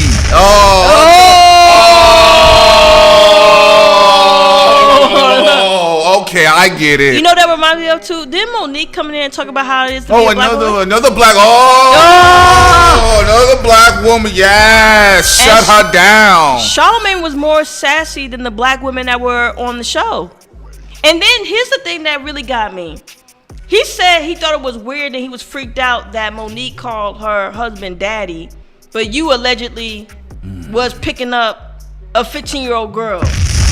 Tell me what's wrong with this world? If she wants to call her husband whatever she wants or whoever, and then some people allege of threesomes, that's their business. They're not messing with children. No. You know, allegedly, Lenard. See it. I don't like the personal attacks that you having on my man, Lenard. Lenard, you talk about putting stuff in women's drink and being with a 15-year-old girl. She didn't even know it, allegedly. But then you call somebody else what they do in their bedroom weird, but they sleeping with another adult. That's just, come on. I'm just Creepy. saying. Because look, Sin knows. My mother's a dark black woman. My sister's even darker. So for me growing up, especially in Atlanta at the time before all the fucking colorist music then came out of there, Trap City, Trapville, USA, right? Light, dark, black, it didn't. Not saying those issues didn't exist, because those women would definitely voice it. My mother voiced it, my sister voiced it, of course. But for the most part, when they went out and people was trying to talk to them, people wanted to be friends with them. You know what I'm saying? So when I was looking online, and I actually loved it that a lot of the black women were doing that receipt checking culture, because a lot of these niggas was in their face talking about, and they were fighting other black men. Black men that just had some difference of opinions. Yeah, you hate black women. Then you find out online you didn't call dark black women all type of name on Twitter. And then they ask you about, oh man, you gotta understand Twitter was like the wild, wild west. No, it wasn't, nigga. It was a public platform. You just didn't have no self-restraint. Yeah, allegedly. And I remember, I'm only saying allegedly on this because iHeartRadio scrubbed it. But there was an episode of The Breakfast Club where they were making fun of Lupita Nyong'o because she was on the magazine as the most beautiful, and Charlemagne allegedly said that it was reparations. White people was giving her reparations, and she's not cute. He's saying like you could have had, and it's not about colorism because he said you could have had Kelly Rowland on there, or whatever. You know the go-to ones that people go to. Well, but you know, both Kelly Rowland and Lupita are beautiful. Right. You know what's up. Ye was laughing. Yeah. DJ Envy was laughing allegedly because it's scrubbed. I should have fucking downloaded that shit because usually I be, you know, on my A game. Yeah, I think I've heard some other things. Yeah. I've heard some other, and the reason why I'm only saying this, I'm prefacing this. Because again, Sin is a darker complected black woman. She's a dark skinned black woman, and we have seen how people just like you have quote unquote certain types of white folk that will commodify blackness. Wokeism, you have now not only a lot of these certain type of dusty ass dudes that are looking for a come up, right? They will commodify black women, right? But you also have black women or black women that have coloristic theories commodifying darker complected black women as well. I take issues up with Angela Rye. Because to me, when I look at something like The Breakfast Club, you can try to correct course now and bring Donnell Rawlins up there because everybody was talking about how he was being disrespected with butts in his face. And if he gets down like that, that's fine. Whatever. Who cares? I don't even think he really gives a fuck. Once you ride in shotgun with Dave Chappelle at that point, I don't think Donnie cares like that. I think he is trolling the shit out of Charlemagne, right? And they got like a frenemy type thing, i.e. like a Joe Budden situation. However, though, as we have witnessed with The Breakfast Club, we've witnessed Monique come up there. That's a black woman. Yep. A black woman with history, clout, and legacy. Then we saw Amada La Negra have the opportunity to be on her first platform, crossing over into the American culture, only to be humiliated. Wait, Prince. Yes. Do you think, because he did make allegedly those are comments to Lupita, do you think he was jealous because Lupita's skin was smooth and didn't have patches in it? I do. Look, I'm thinking. Charlemagne, please keep your paper napkins. Cease and desist. Keep your paper napkins. Cease and desist. You know what's up. Just keep the napkins. Yeah, I really do think the dark-skinned black women who come on the show, right. I think he's jealous because he doesn't have Tabby's vanity, for example, which is great. Body butters. She has beard butters for men too. But I also think he's jealous because those black women come on the show with beautiful skin that is non-patchy. Yeah, absolutely. Adriano, says, did you guys hear Sleepy Uncle Joe had a brain freeze the other day on the state of the economy between 14 and 24? Between AAA 10 and 20 and 2010 and 2020. Oh yeah. Joe Biden be having issues. Support us. But he's been having them issues though. Financial backers and the crackers, know what I'm talking about? I mean, wasn't that not? That's what Kamala Harris was for, right? And we ratcheting the black girl magic. Got her in the street with little bitty black girls with their little pulled back nappy ponytails to show how black she is. We tell y'all, that's why we said what we said. We got the Woke Economy Volume 1, Woke Economy 2, right? Yeah, we got the Woke Economy. We're going to be sending that out to people on our Patreon too. By the way. To send y'all the links. It's already on free on YouTube, but we're going to send a link to people who sign up to our Patreon, even if it's just $1, so y'all can be redirected there so y'all can know where to go when it comes to that stuff. But you was about to say something about lace front Stephen A. Smith. Yeah, Stephen A. Smith. Okay, so Stephen A. Smith, let's go ahead and break down what the hell is going on with Stephen. Well, if we really want to get into it, right? When we talk about Stephen A. Smith, here's the thing about it, people. Stephen A. Smith, of course, he falls in line with the establishment. They pay him very well, right? They pay him very well, and of course, he's going to fall in line with the establishment. And of course, he's supposed to be that sledgehammer. Just like Deontay Wilder. He's supposed to be that Alabama hammer. He's supposed to be the tough guy. He's supposed to be one of I'ma shut this Kwame shit down. He even got the segment called Mic Drop. I'm sorry. Mic Drop. Stephen A. Smith thought he was about to do the damn thing. And Mic Drop. Ethered. Yes. I'm gonna shut this shit down. What makes you think? Stephen A. Smith is one of the sassiest dudes I've ever seen on sports commentary because he really thought he was in his doing bag. something. He thought he was in there whipping that butter like Tabby. And you was never that good. And I'm gonna say this again. Hold on. Pause the music. Pause the music. Speaking like a WCW wrestler, right? Stephen A. Smith, he come in with the mic drop. He really think he on his ether hit him up shit. Yeah, so I gotta let you know, Kwame. And truthfully, brother, you wasn't that good. But he didn't make but it. I know you was better than me, but you wasn't that good. What? What? If you ain't that good, I'ma say you not even better than me. Right. I do agree with the people who've been talking. Also, Prince and I talked about this behind the scenes. Right. The chef, Gordon Ramsay, talked about it. Your critics are going to really hate on you because they never were you. Bars. So because Stephen A. Smith never was able to get into the NBA, anytime an NBA player has an injury... Look, trash, get him out of here. He has a bad day. All I'm saying is that the brother should die. He has mental illness maybe happening. Who the hell does he think he is? He could be going through depression. I'm drinking. He makes sure he cooks any NBA player he has a chance to, whether it's Westbrook, whether it's Kyrie, whether it's don't Kevin. Don't get me wrong, I love Westbrook. I think he's a dear brother, but the brother is clearly stupid. He sucked this, and he never was in the NBA. At least Charles Barkley and Shaq, even when players get mad at them, at least they was in the NBA. And Becky with the good hair, according to Mr. Brown, with Becky Barnes and also Steven Jackson. At least they were in the NBA. You was never in the NBA. And don't get me wrong. Don't get me wrong. I know that I wasn't in the NBA, but some of you brothers don't deserve your contracts. How you know if someone deserved the contract when you never was in the NBA? Like, Steven is so sassy. An NBA player sneeze. He coughs. Did you see that, brother? He tripped. See that? He put more effort in trying to cover up the sneeze than he did with the pick and roll. He makes one mistake. A black man in the NBA, no felony charges, don't beat on his wife, good guys, the ones that are, which is the majority of them. Yeah, he makes me sick.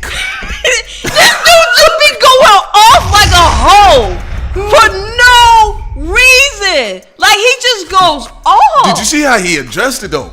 And now to Kwame Brown. I said, what, you about to fight him? Yeah, I'm talking to you, Kwame Brown, with the ludicrous braids. And I know you out here, don't get me wrong, because he does that nasally shit. And don't get me wrong, I know that, I said, what's... Because I watched the segment and I told Sin, I said, this is by far the worst segment of Stephen A. Smith's career. And he's a horrible commentator. Even when Jalen tries to explain to him, because he's like, look, I critique NBA players, but I know certain things you don't know. Yeah. So when I say, what do you know that I don't know? Tell me that, Jalen. What are you part of, Jalen? Yeah, like, he gets so defensive. You was never in the NFL. Yeah. You never in the NHL. You was never in the NBA. You was never in the MLB. Pardon me. He wasn't never even in a sport where he can articulate just being a fucking athlete on the biggest stage in the world. But yet, he always dissing. Like, even when he compared LeBron James' wife to... If you want to be honest about it, to LeBron James' wife, Steph Curry's wife. I understand if you think what she said about the NBA being rigged, if you personally have an issue with that, but you compared These two black men's wives on national fucking television. I bet. I told Sid. I bet. I said, if you say something like that publicly, I'm gonna have to come see about you at a private party. He's too flagrant. How are you comparing two dudes' wives? It just looked like don't get me wrong, I don't want to sound disrespectful, but it looked like Savannah may be able to twerk better than Steph Curry. One is Gucci. And come on now, we was all thinking it. We was all thinking it. And I said what I said. And we was all thinking it when we look at Savannah, we look at her shiny skin and her cleavage, we all think like there's no way Steph can handle that woman. And Steven be so hyped to try to get views, he has to do all that. He has to do all that, and he be capping. Most of the NBA players don't even be doing that to tell. He don't even wait for a juicy moment. I don't know. Maybe some dude slaps his wife. I don't know. Maybe someone throws a kid off the roof. None of that. You could just have met you. And I know the bro. I know he threw the kid off the roof, but he scored 40. He had 5 rebounds, 6 assists. Dude just don't make. He's just ridiculous. One thing here's what I would have preferred from Stephen A. Smith or Stephen A. Lip. This is what I would have preferred for him. Honestly, I didn't, unless he was just going to say, I'm open to a conversation with Kwame. I didn't want to hear him say anything about Kwame. Because I knew if he said anything other than, I'm open to a dialogue, if he said anything other than that, it will be the worst segment of his entire career. And that stands to this day. That is the worst segment. Stephen A., that is the worst segment of your career. And I'm going to tell you another thing. This is why I was really irritated about it. I would have preferred him to go off on a fan that spit on Trae Young. Oh, he didn't do that. Talk about it, Prince. Talk about what happened with Trae Young. Talk about, of course they're doing Westbrook, but talk about the spitting. And a black woman. Right. 50 Cent girlfriend got the spit on her. Right. You saw it? You talk about that right now. You feel what I'm saying? So when I'm listening to Stephen A. Smith, I didn't want to hear anything about him concerning Kwame Brown unless he was going to be open to a true discussion. But you could have. That's why Kenyon Martin called him a clown. And you right, Joan, as Stephen A. Smith. Obviously, Kwame Brown doesn't know what he's talking about. He's over there percolating on the internet. Also, shouts out to Bama. Kevin Durant mama wanted to slap Stephen A. when she was on the show a few years ago, and I believe it. Because Kevin Durant's mama got a short haircut. My natural backers and the crackers, know what I'm talking about? But that's a great point you brought up, though. Like, this dude never goes off like this when white fans do racist shit against black people. When the owner pushed, a part owner of the Warriors had pushed one of the players on the Raptors, I'm forgetting his name right now, Laurie, pushed him, and he never goes off like that when racism. And then this was so funny. This is brilliant what Brown did, Mr. Brown. When he called out the hypocrisy of Stephen A. Smith, Stephen A. Smith tried to do this fake segment on Tebow, comparing the Tebow and Kaepernick situation. Bro, you're fake. You did that segment, and then all I'm saying with Tim Tebow is clearly an example. If you understand, it's an example of white privilege. And then, let me tell you why what he said was fake. How you text Tebow and said nobody else deserved it better than you? You a great guy. And I text Tim Tebow. So you texted him that he's a great guy, but you didn't text him and let him know. That it was white privilege. You only did that white privilege shit because Kwame Brown got on your ass. Mr. And you made Brown yourself been on your ass. We also got another donation, Prince. Also, there aren't enough people that look like us speaking out the way y'all do. It's appreciated and refreshing. Kwame is a real one. Yeah, absolutely. And we appreciate you, Moon. Love the name, by the way. All I'm saying, I talked to Tim Tebow. He knows this. And it didn't even break down all the racism that Westbrook faced. The popcorn was disturbing, but it wasn't the only one. Westbrook said he had audience members call him the N-word. Well, look what's going on right now. Instead of Stephen A. Smith going after Kwame Brown, talking about you mad, you doing all of these personal. Steve, you do personal shots on a public platform every day. Like comparing wives of basketball players. Bro, come on, so let's stop it. Growing up, man, I used to hate when people would like try to joke on me or Jones would snap on me in the cafeteria. Then when I open my mouth, I start mimicking them. I start roasting them and the whole cafeteria is laughing. They ready to fight. Yo, homie, I was eating my free lunch. You started this shit. I didn't. I just finished it. Also, shouts out to Black Bomb, by the way. Everything Judge said about the ignorantly grown lesbianisms of black men is apparent in Sassy Step. But we appreciate you so much. I'll say this too, and we're gonna get to that comment too, by the way. And I want to continue this conversation with Sin too, pertaining to Stephen A. Smith, because I'm about to bring up a point. I want to see where you go with it. Here you have whether, like, we've joked about Kyrie Irving, the culture of Kyrie Irving. I don't think he should be disrespected as a human being, right? But Flat Earth, come on, I'm gonna have fun with that. And he backed off of it. I said, it's cool. He's still a great player. So here you had what Kyrie Irving talked about. You had a situation, Trae Young got spit on people. Now, for me, honestly, that looked like a biological attack. It is a biological attack. That's okay, given what's going on. I mean, if that loogie came out of burnt black lips, that nigga would have been arrested and all over the public news. They would have beat him up like they do Fight at the Power. Damn, what's my man name in New York that always goes to the Spike Lee? Yeah. Remember when Oakley got beat up? Yeah. By security, but they don't beat up these fucking racist fans spitting on people. It's disgusting. And that's not the only thing. You have you could tell the owners feel this way too. Right. Because some of the owners have said racist stuff to players. Like we saw what happened to Laurie in the Raptors versus the Warriors. You know? So look at this. So you had Kyrie Irving, Boston. I'm sorry, folks, but I told Sin, Boston that was the hardest city I've ever been in my life. One of the worst cities. I've lived in racist ass South, and Boston is some sort of different energy up there. And it's supposed to be one of the most progressive, liberal, fashion. It's a super liberal, progressive area, Boston, yet it's one of the most racist. Yeah. So you had Kyrie Irving, you had Russell Westbrook, and then my man Trae Young, which he smoked all of them racist fans in New York. He said, see you in the A. All right?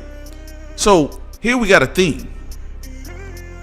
And then that theme actually coincides with what Mr. Kwame Brown had said concerning black athletes. Stephen A. Smith completely missed everything. It's kind of like when Meek Mill took all of that damn time and he came back with, I want to know. I want to know. To me, when Stephen A. Smith did his segment, it reminded me of Meek Mill coming back with, I want to know. I said, you took a whole week for this? Really, bro? I'm thinking, I said, well, I mean, maybe you're going to have your moment, your 444 moment. He embarrassed himself. He made it worse. So you got all of this stuff taking place. You got people getting spit on and all. You don't know what's going to happen with some of these athletes. Really? And what were the athletes saying? Well, how can we protect ourselves? Because y'all, I mean, obviously after the Malice in the Palace with Ron Artest, after that, I mean, we can't do anything. And Ron Artest's career was railroaded. Them white people destroyed that man's career when that fan threw a drink at him. How you? It's disgusting. It's racism. You throwing it. It makes them feel some type of way when they know a big, strong person has restraint or supposed to have restraint. Yeah. So then that's when these ugly, out of shape bitches start throwing popcorn and jealous. Westbrook would come in there and beat the shit out of you. You would be in a coma if that guy was able to retaliate when you throw popcorn on his head. Trae Young would have beat the shit out of that guy if he was allowed to for spitting on him. And the countless other racist shit they do, like when that owner pushed Laurie would have fucked that dude up. But you know what? They enjoy the fact that a lot of these black men are civilized or are restrained by security. There you go. No. Security. I'm telling you as a black man, no. People like the idea that you're restrained. I'm not going to lie. I was working at a job because that's when I walked off. And I remember I was in Garland, Texas. If anybody knows anything about Garland, Texas, shouts out to my people in Mesquite, Dallas. Y'all know what it is, Oak Cliff. I was in Garland, Texas, and I was working. I remember a very racist white guy came in. And he was cutting up with me. And I was trying to help him. And then he says something, why are you people always slow? And I told him, in between the owl with the optical mouse and the mouse pads, and that owl, it was just me and him. I says, I will fuck you up right here. And that all of that confidence was gone. It dissipated. Because he's like, oh shit, he don't care about this name tag. I says, I don't. You keep talking to me like that, you can go report to anybody. It's just me and you, but I will fuck you up on top of this mouse pad. So you have guys that get a kick out of that. You have racist people that get a kick out of that because they do it to black women. You got people that get a kick out of kicking people down like they have been doing Kwame. Because they was like, Kwame can't say nothing. He can't say nothing. He don't even talk. Don't nobody know what he's saying. Kwame a bust. Kwame's a bust. Everything about him, he's a bust. He's a bust. He's a bust. He's a bust. Kwame's a bust. Kwame Brown like to trade with one nigga. Kwame's a bust. Fuck you, Kwame. Fuck you, Kwame. Fuck you, Kwame. 20 years later, fuck you, Kwame. And then finally, you need to shut the fuck up. Right? He said one thing to respond. It's like when they skirt away like little hoes. Yeah, it's like when you punch somebody in the mouth or you get on somebody's ass or when you roast or you say the shit that people think you're not going to say publicly and you say it to them, they get hurt. When Ron Artest got hit with that beer bottle, that cup of beer, that cup of alcohol, and he went in the stands and he punched the shit out of that person. Person that was built like a fat hamster got punched the shit out of. Probably was breathing and wheezing when he went and took his seat in them stands in the first place with his out of shape ass.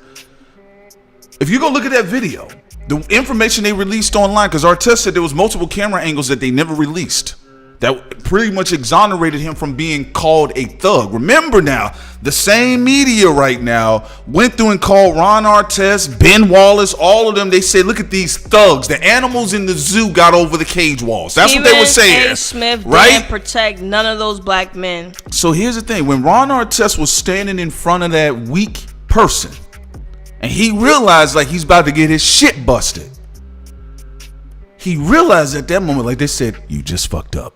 Right? So that's the whole point with all of this. Stephen A. Smith is just simply arrogant. He's cocky. But this here, I'm going to tell you something, especially with the sports fans. Because yes, Kwame Brown is black. Yes, there is a black overarching thing because most of the players in the NBA happen to be what? Black, right? But culturally with sports fans, they'll never allow Stephen Smith to live this down. He ain't that flashy enough. His percolating words ain't that good enough. He ain't that funny enough to get over this. Just saying. Just saying. But they have been poking at a lot of these people, a lot of these black folks. They've been throwing rocks at them. And the internet is a different era. Sorry. Breakfast Club, it's a different era. Hot 97, it's a different era. ESPN, it's a different era. You say the wrong things. People, they on your ass. It is what it is. Now, are they gonna cancel you? Depends on how bad you pissed them off. You feel what I'm saying? So that is a huge lesson in this case. But yeah, absolutely. When it comes to Kyrie Irving, when it came to Russell Westbrook, he spoke about this even leaving Oklahoma. We saw they burned the jerseys with LeBron James, and then when LeBron said, hey, they spray painted nigger all over my house, why was that so hard to believe?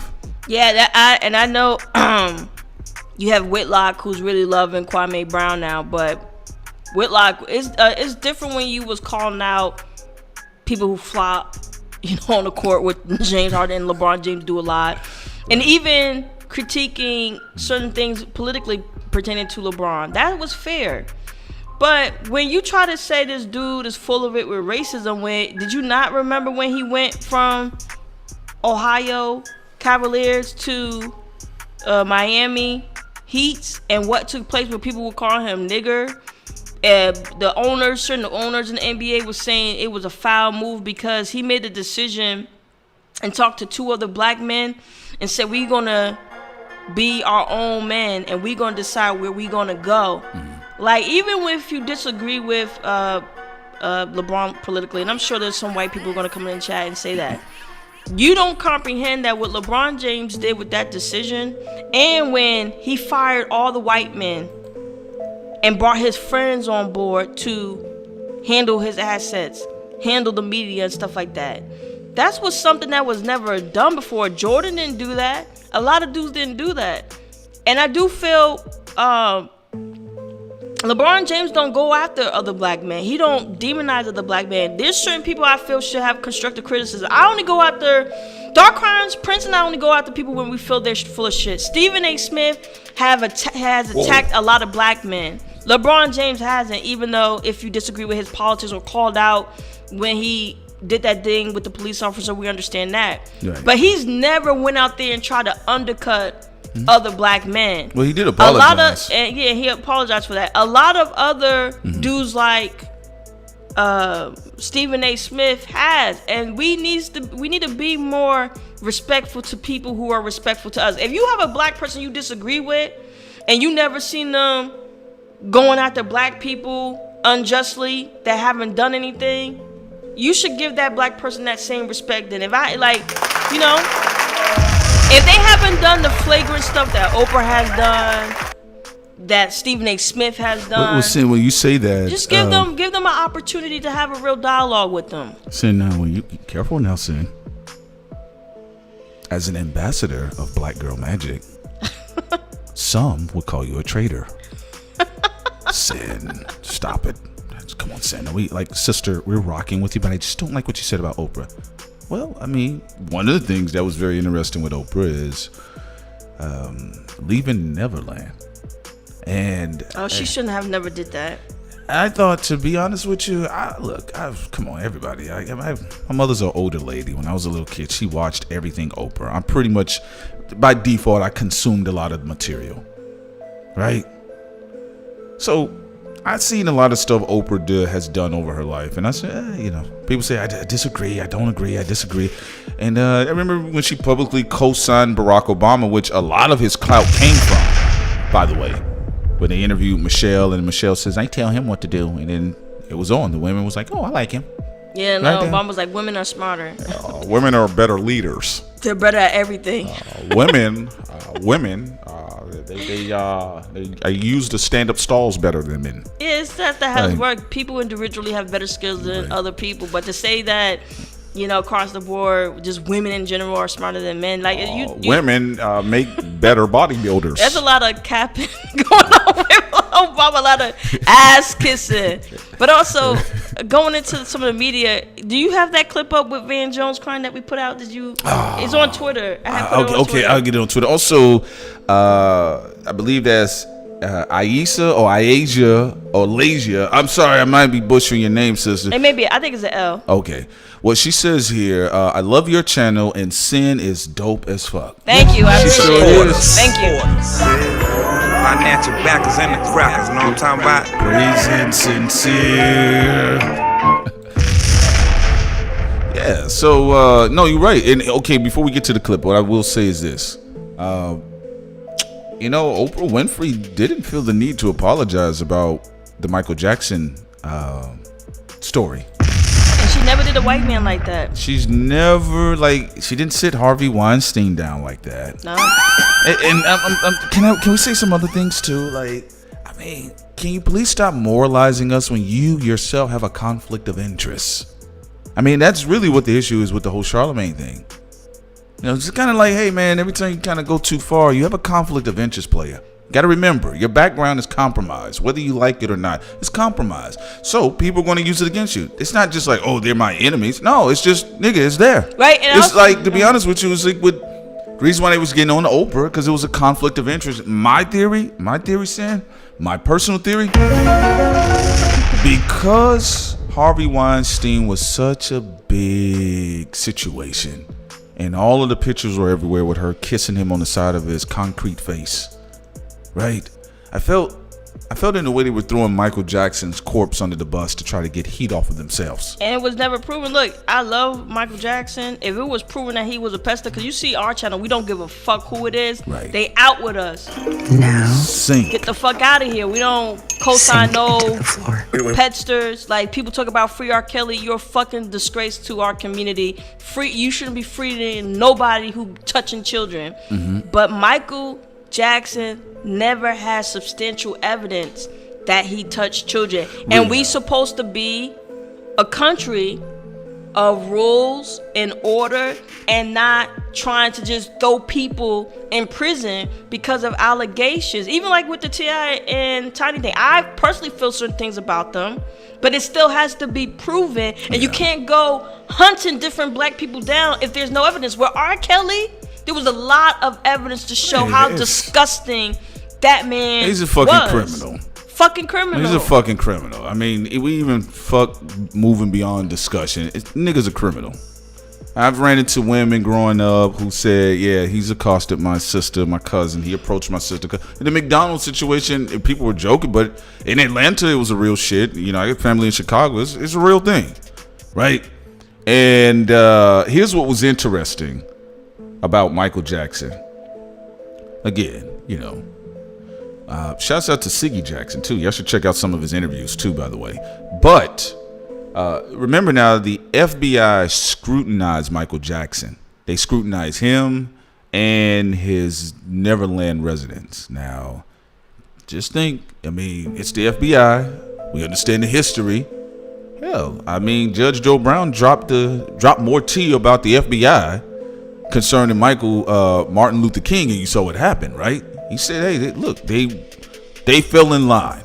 And he said that himself, right? And there's books out there that have been written about this. The FBI, J. Edgar Hoover theory concerning Martin Luther King. Right around the same time, the O.J. Simpson trial was taking place. And remember what the media called it, the most important trial of the century, when it wasn't. The same trial that was actually the most important trial of the century that was taking place at the time was the one concerning the Martin Luther King family, the estate suing the United States government.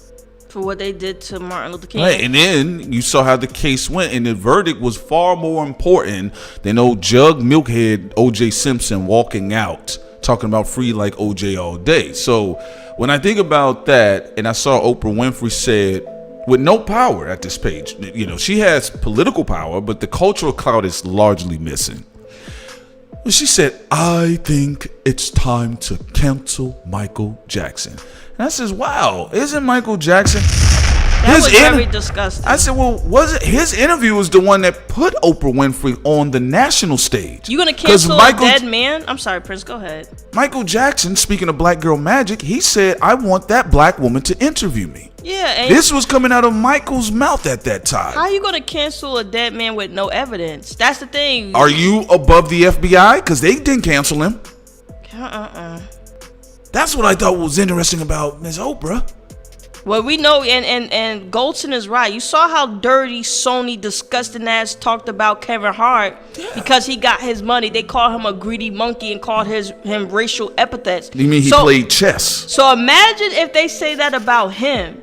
What they said about Michael. And what they trying to do with Michael's legacy. If there's no evidence, move the fuck on. They can't. It's too much.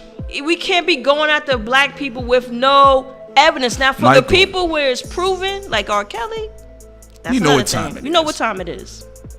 Michael Jackson historically is the most successful entertainer in history, people. In history. We're not talking about, not disrespecting, but we're not talking about streaming numbers. We're not talking about digitized matrix shit. I'm not saying there's no effort there, but come on. We're talking about Neo shit, Skynet shit. You know, what the fuck does 300 billion streams even look like? All I see is digits, a counter on my computer screen. All I see is artists not even getting money. Yeah. 300 billion streams amounts to $1,000 a month, right?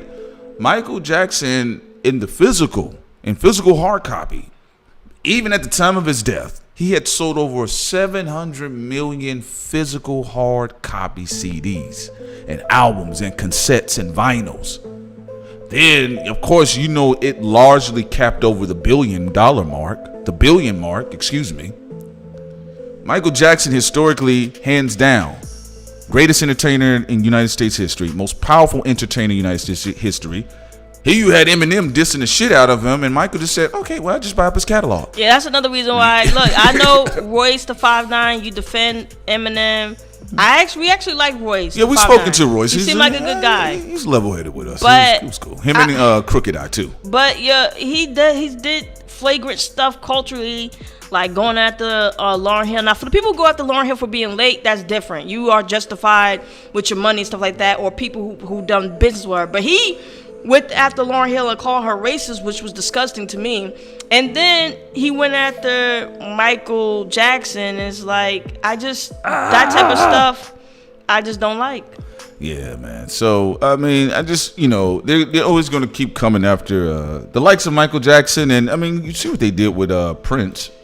It's, again, like I said, you should check out Siggy Jackson's interview.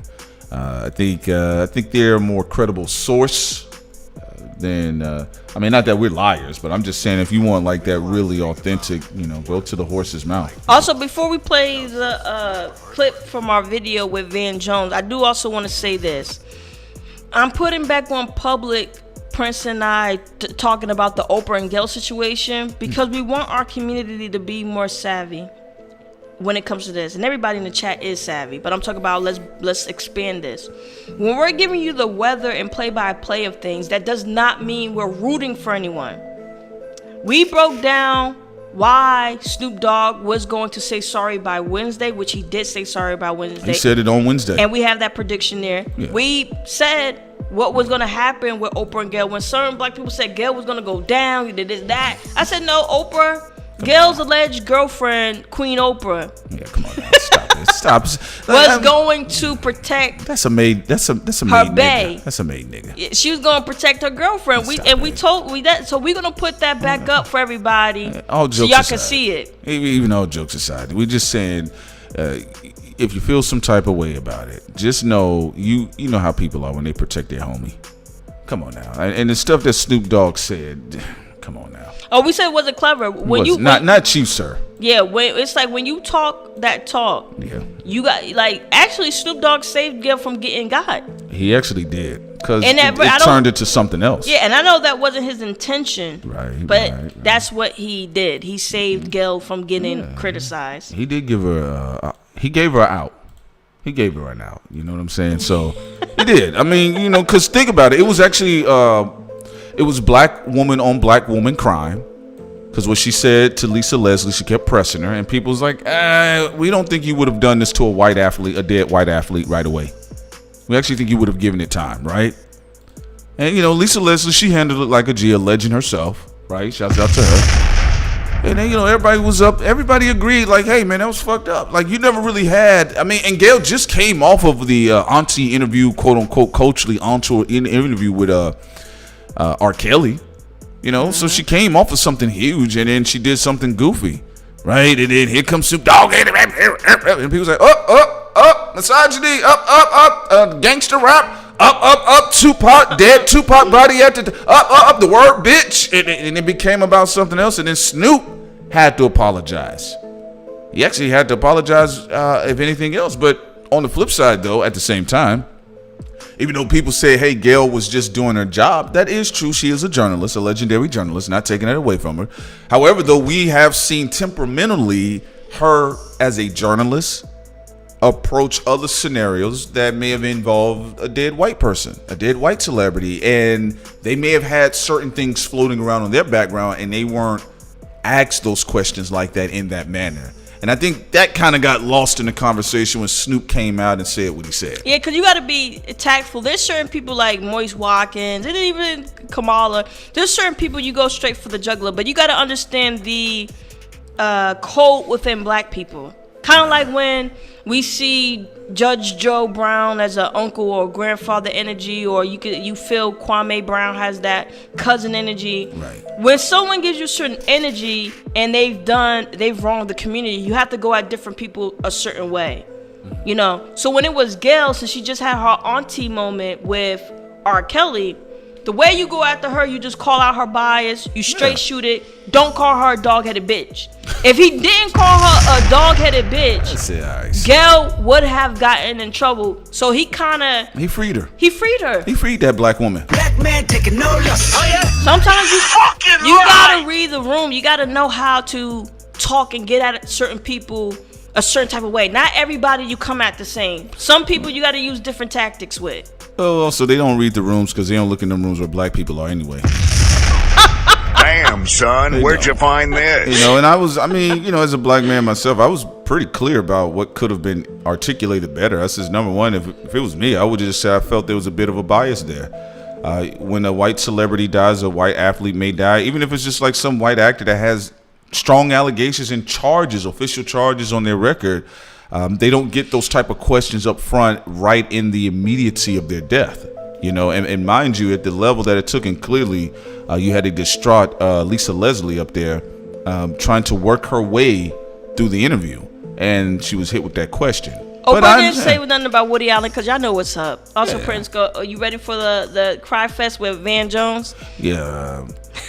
We did this a while ago. All right, people got on us about Van Jones. I was like, we actually met him at in Chicago at Sen met him. Oh yeah, I met him in Chicago and he showed up when I wasn't there. Wakanda, damn, son, where'd you find this? Festival that we went to Chicago. Prince went to the bathroom. He came up there looking at our animations. Yeah. But I was like, this is not gonna end well. All right, let's go. I'll leave fast forward here. Yeah, let's fast forward the intro.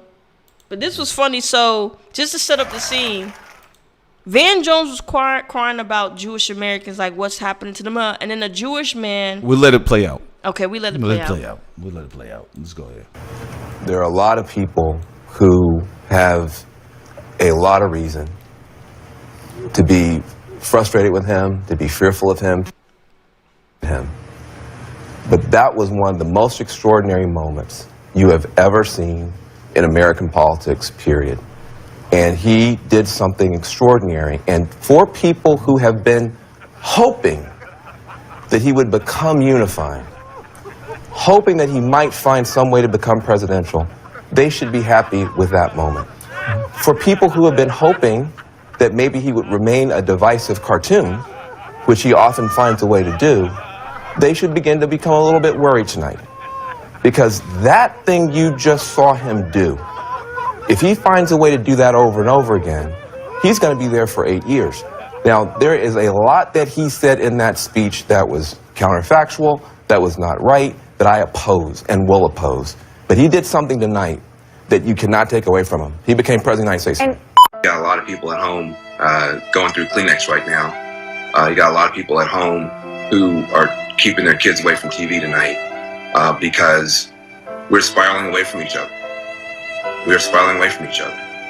And you want the president to be the person who comes and grabs us by the hands and pulls us back together and reminds us what this is all supposed to be about. And instead, he's picking a fight, even if he's right, which he's wrong, he's picking a side in a food fight, even if by his own understanding. And he's actually cheerleading for one side and defending one side. He's not defending the humanity of the people who were run over. The 19 people who were run over. He's not telling their story.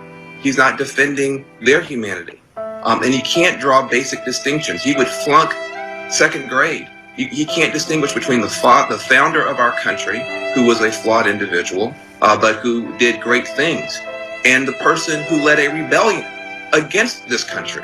Robert E. Lee should not be in the same sentence as George Washington. He can't distinguish between Nazis with torches saying anti-Jewish, anti-black stuff, who went there chanting things that people died by the millions in the last century over. He can't distinguish between them and the people who went there to try to defend people from those thugs. Yeah, I keep wondering, Van, I mean, he's surrounded by military people. H.R. McMaster, who's had an incredible career in the U.S. Army. The U.S. Army fought the Nazis in Europe. You know, Kelly, who was a Marine. I mean, most of the Marines were in the Pacific Theater, but there were Marines fighting against the Nazis in Europe as well. I mean, what do these people who are surrounding him think? Ivanka Trump, I mean, for me, Jared Kushner, what are they thinking? I don't know, but I'll tell you what I'm thinking. I'm thinking about my godmother, Dottie Zollner, who's Jewish. I think about what she's gone through in her life, sticking up for civil rights. the stories that she's told me about her family and the things that her family suffered in Europe, and the fact that she can't count on the President of the United States to stand with her when a Nazi ran over an American citizen, killed an American citizen with ISIS tactics in our country. And my godmother can't come on the television and see the President of the United States show any sympathy for her, the father of a Jewish daughter. I mean, this is not funny. It's not cute. It's not a soundbite war. At a certain point, you have a lot of people now. It's not just the people you're emboldening. It's the people you're abandoning, who now don't know if they have a government that gives a damn about them. Those are the people you have to worry about too, because we're spiraling away from each other. We're spiraling away from each other. And I don't know what to say tonight. I usually have something clever, something smart. I'm just hurt. I'm sitting here hurt. And I think a lot of people are hurt tonight. You feel this personally? Well, I do, and I know David does. I know all of us do. Everybody's trying to hold it together tonight. But I'm the son of a Jewish refugee, so yes, I feel it strongly. But here's the thing. How many... What? I'm the son of a Jewish refugee, so yes, I feel it strongly. But here's the thing. How many...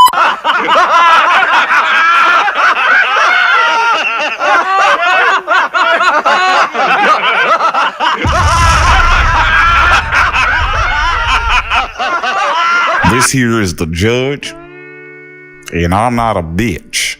And Charlemagne the God has been causing a lot of trouble with his reckless mouth and his reckless asshole. That's what I think when I see that young man.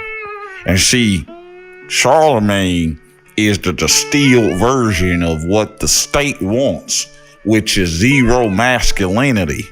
All that bleaching cream, the fade. That was a dark young man when I first saw him.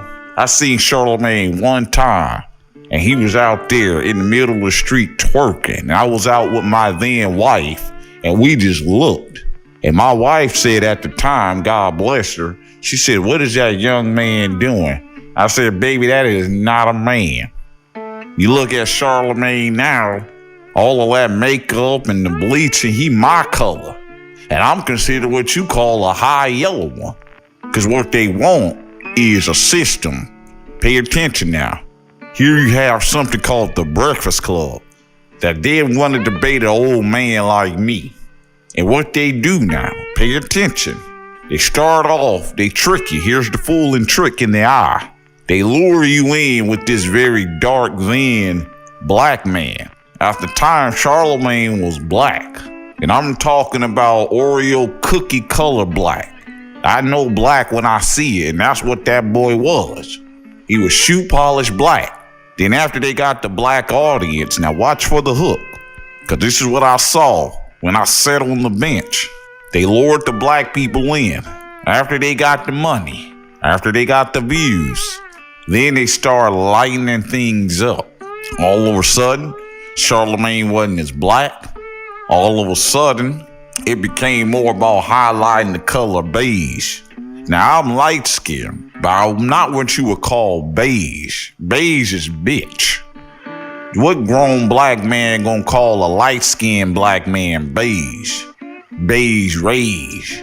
But you don't see Charlemagne up there talking about white rage because he comfortable. Now, that's what happens, and I done served several decades on the bench. I used to see it all the time. It's kind of like that other little boy running around with that other young boy. I'm talking about T.I. and his wife. Mind you, I have no problem with homosexuals or the LGBTQB plus battery triple double D breast community. Now, what we're not going to do, gonna sit up here looking like a cross-eyed rooster and act like there isn't an agenda, an attack on black masculinity. Hell, masculinity in general. You see them wet, white, noodle-built white boys can't even make it in a white man's world, which is why they over there transitioning. What the hell is a transition?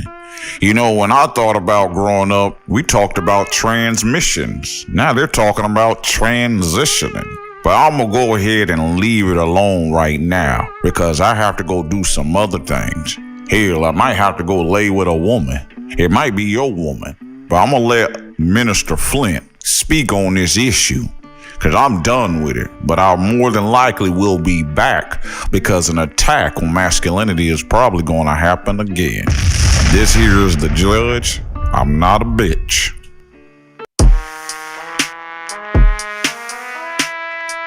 To this day.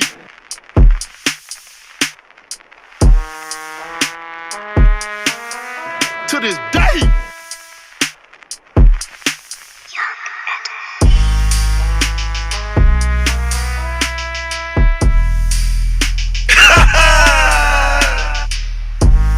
I told you I wasn't going away. Cowboy, man, I ain't going nowhere. This country wants to keep me down.